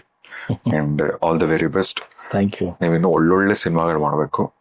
ಆ ಕೊನೆಯ ಪ್ರಶ್ನೆ, ಯಾಕೆ ಕನ್ನಡ ಸಿನಿಮಾ ಜೊತೆಗೆ ಈಗ ಬೇರೆ ಲ್ಯಾಂಗ್ವೇಜಸ್ ಸಿನಿಮಾಗಳು ನೀವು ಯಾಕೆ ಮಾಡ್ಲಿಲ್ಲ ಇದುವರೆಗೂ? ಅಥವಾ ಯಾರು ಆಫರ್ಸ್ ಬಂದಾಗ ಏನ್ ಹೇಳಿದ್ರೆ ಪ್ಯಾನ್ ಇಂಡಿಯಾ ಸಿನಿಮಾಗಳು ಯೋಚನೆ ಇದೆಯಾ? Once again, I am very much motivated with films like KGF, Kantara, Charlie, Garuda Gamana, Rishabhavana, few attempts. Kannada language ಅನ್ನ ಬೇರೆ ರಾಜ್ಯದ ಫಿಲ್ಮ್ ಮೇಕರ್ಸ್ ಆಗಿರ್ಬೋದು, ಜನರಾಗಿರ್ಬೋದು ನೋಡಿ ಪ್ರಶಂಸೆ ಕೊಟ್ಟಿರ್ತಕ್ಕಂಥದ್ದು. ನಾನು ಒಂದು ಪ್ರಯತ್ನ ಮಾಡ್ಬೇಕನ್ನೋದು ಅಫ್ಕೋರ್ಸ್ ಅವೆಲ್ಲ ಸಿನಿಮಾಗಳಿಂದನೇ ಮೋಟಿವೇಟ್ ಆಗಿ ನಾನು ಮಾಡೋದಕ್ಕೊಂದು ಪ್ರಯತ್ನಕ್ಕೆ ಹೊರಟಿರೋದು. ಇವಾಗ ಎಲ್ಲರೂ ಬ್ಲೇಮ್ ಮಾಡಿದ್ರು ಅವೆಲ್ಲ ಸಿನಿಮಾಗಳು ಮಾತ್ರ ಸಕ್ಸಸ್ಫುಲ್ ಆಗ್ಬಿಟ್ವಪ್ಪ, ಎಲ್ಲ ಸಿನಿಮಾನು ಹಂಗೆ ಆಗತ್ತಾ ಅಂತ. ಅರೆ ಅವ್ರು ಮಾಡಿರೋ ಪ್ರಯತ್ನ ಎಲ್ಲರೂ ಮಾಡಲಿ ಅಂತಾನೆ, ಅವಾಗ the whole industry will succeed. If you ಅಂದರೆ ಅದೇ ಥರದ್ದು ಮೆಂಟಾಲಿಟಿ, ಲೈಕ್ ಮೈಂಡೆಡ್ನೆಸ್ ಬಂದರೆ, ಅದೇ ಎಫರ್ಟ್ ಹಾಕಿ if you make good films, ಯಾಕಾಗಲ್ಲ? ಅದಾಗುತ್ತೆ. ನೀವು ಡೈರೆಕ್ಟಾಗಿ ಪ್ಯಾನ್ ಇಂಡಿಯಾ ಮಾಡಕ್ಕೆ ಹೊರಡ್ತೀನಿ ಅಂತ ಹೋಗ್ತಾ ಇದ್ದೀರಾ. The roots where the effort started, the intention of making a good film ಅಷ್ಟೇ. The intention of dedicating yourself to that craft honestly, that made that film successful. ನನ್ನ ಪ್ರಯತ್ನನೂ ಅದೇ ಆಗಿದೆ. ಇದರಿಂದ ಹಂಗಾಗಲಿ, ನಮ್ಮ ಕನ್ನಡದ ಜನತೆನೇ ಅದನ್ನ ಬೇರೆ ಭಾಷೆಗಳಿಗೆ ತೊಗೊಂಡೋಗ್ಲಿ, ಬೆಳಿಲಿ ಅಂತ ನನ್ನ ಹಠ. ನಾನಾಗೆ ಡೈರೆಕ್ಟ್ ಆಗಿ ತೊಗೊಂಡು ಬೇರೆ ಭಾಷೆನಲ್ಲಿ ತೊಗೊಂಡೋಗಿ ಮಾಡ್ತೀನಿ ಅಂತೆಲ್ಲ. Of course I am also inspired. Let this film succeed here. ಕನ್ನಡಿಗರೇ ಇದನ್ನ ತೊಗೊಂಡು ಹೋಗಿ ಬೇರೆ ಭಾಷೆಗಳಲ್ಲಿ ಪ್ರಚಾರ ಮಾಡಿ ಅಷ್ಟು ಮಟ್ಟಿಗೆ ತೊಗೊಂಡು ಹೋಗ್ಲಿ ಅಂತ ನಾನು ಕೇಳ್ಕೊಳ್ತೀನಿ. ನಿಮ್ಮ ಲಾಸ್ಟ್ ನಾನು ಇಂಟರ್ವ್ಯೂ ಮಾಡಿದ್ದು 10 ವರ್ಷದ ಮುಂಚೆ. ಓಕೆ. ಸಾಕಷ್ಟು ನೆನಪುಗಳು. ನಿಜವಾಗ್ಲೂ ತುಂಬಾನೇ ಖುಷಿ ಆಯ್ತು ನಿಮ್ಮ ಒಟ್ಟಿಗೆ ಮಾತಾಡಿ. Thank you. ಇಷ್ಟೊತ್ತು ನಾವು ಮಾತಾಡಿದ್ದೆ ನಂಗೆ ನಿಜವಾಗ್ಲೂ. And all the very best ಎಲ್ಲ ಸಿನಿಮಾಗಳಿಗೂ. Thank you. Thank you so much. Thank you.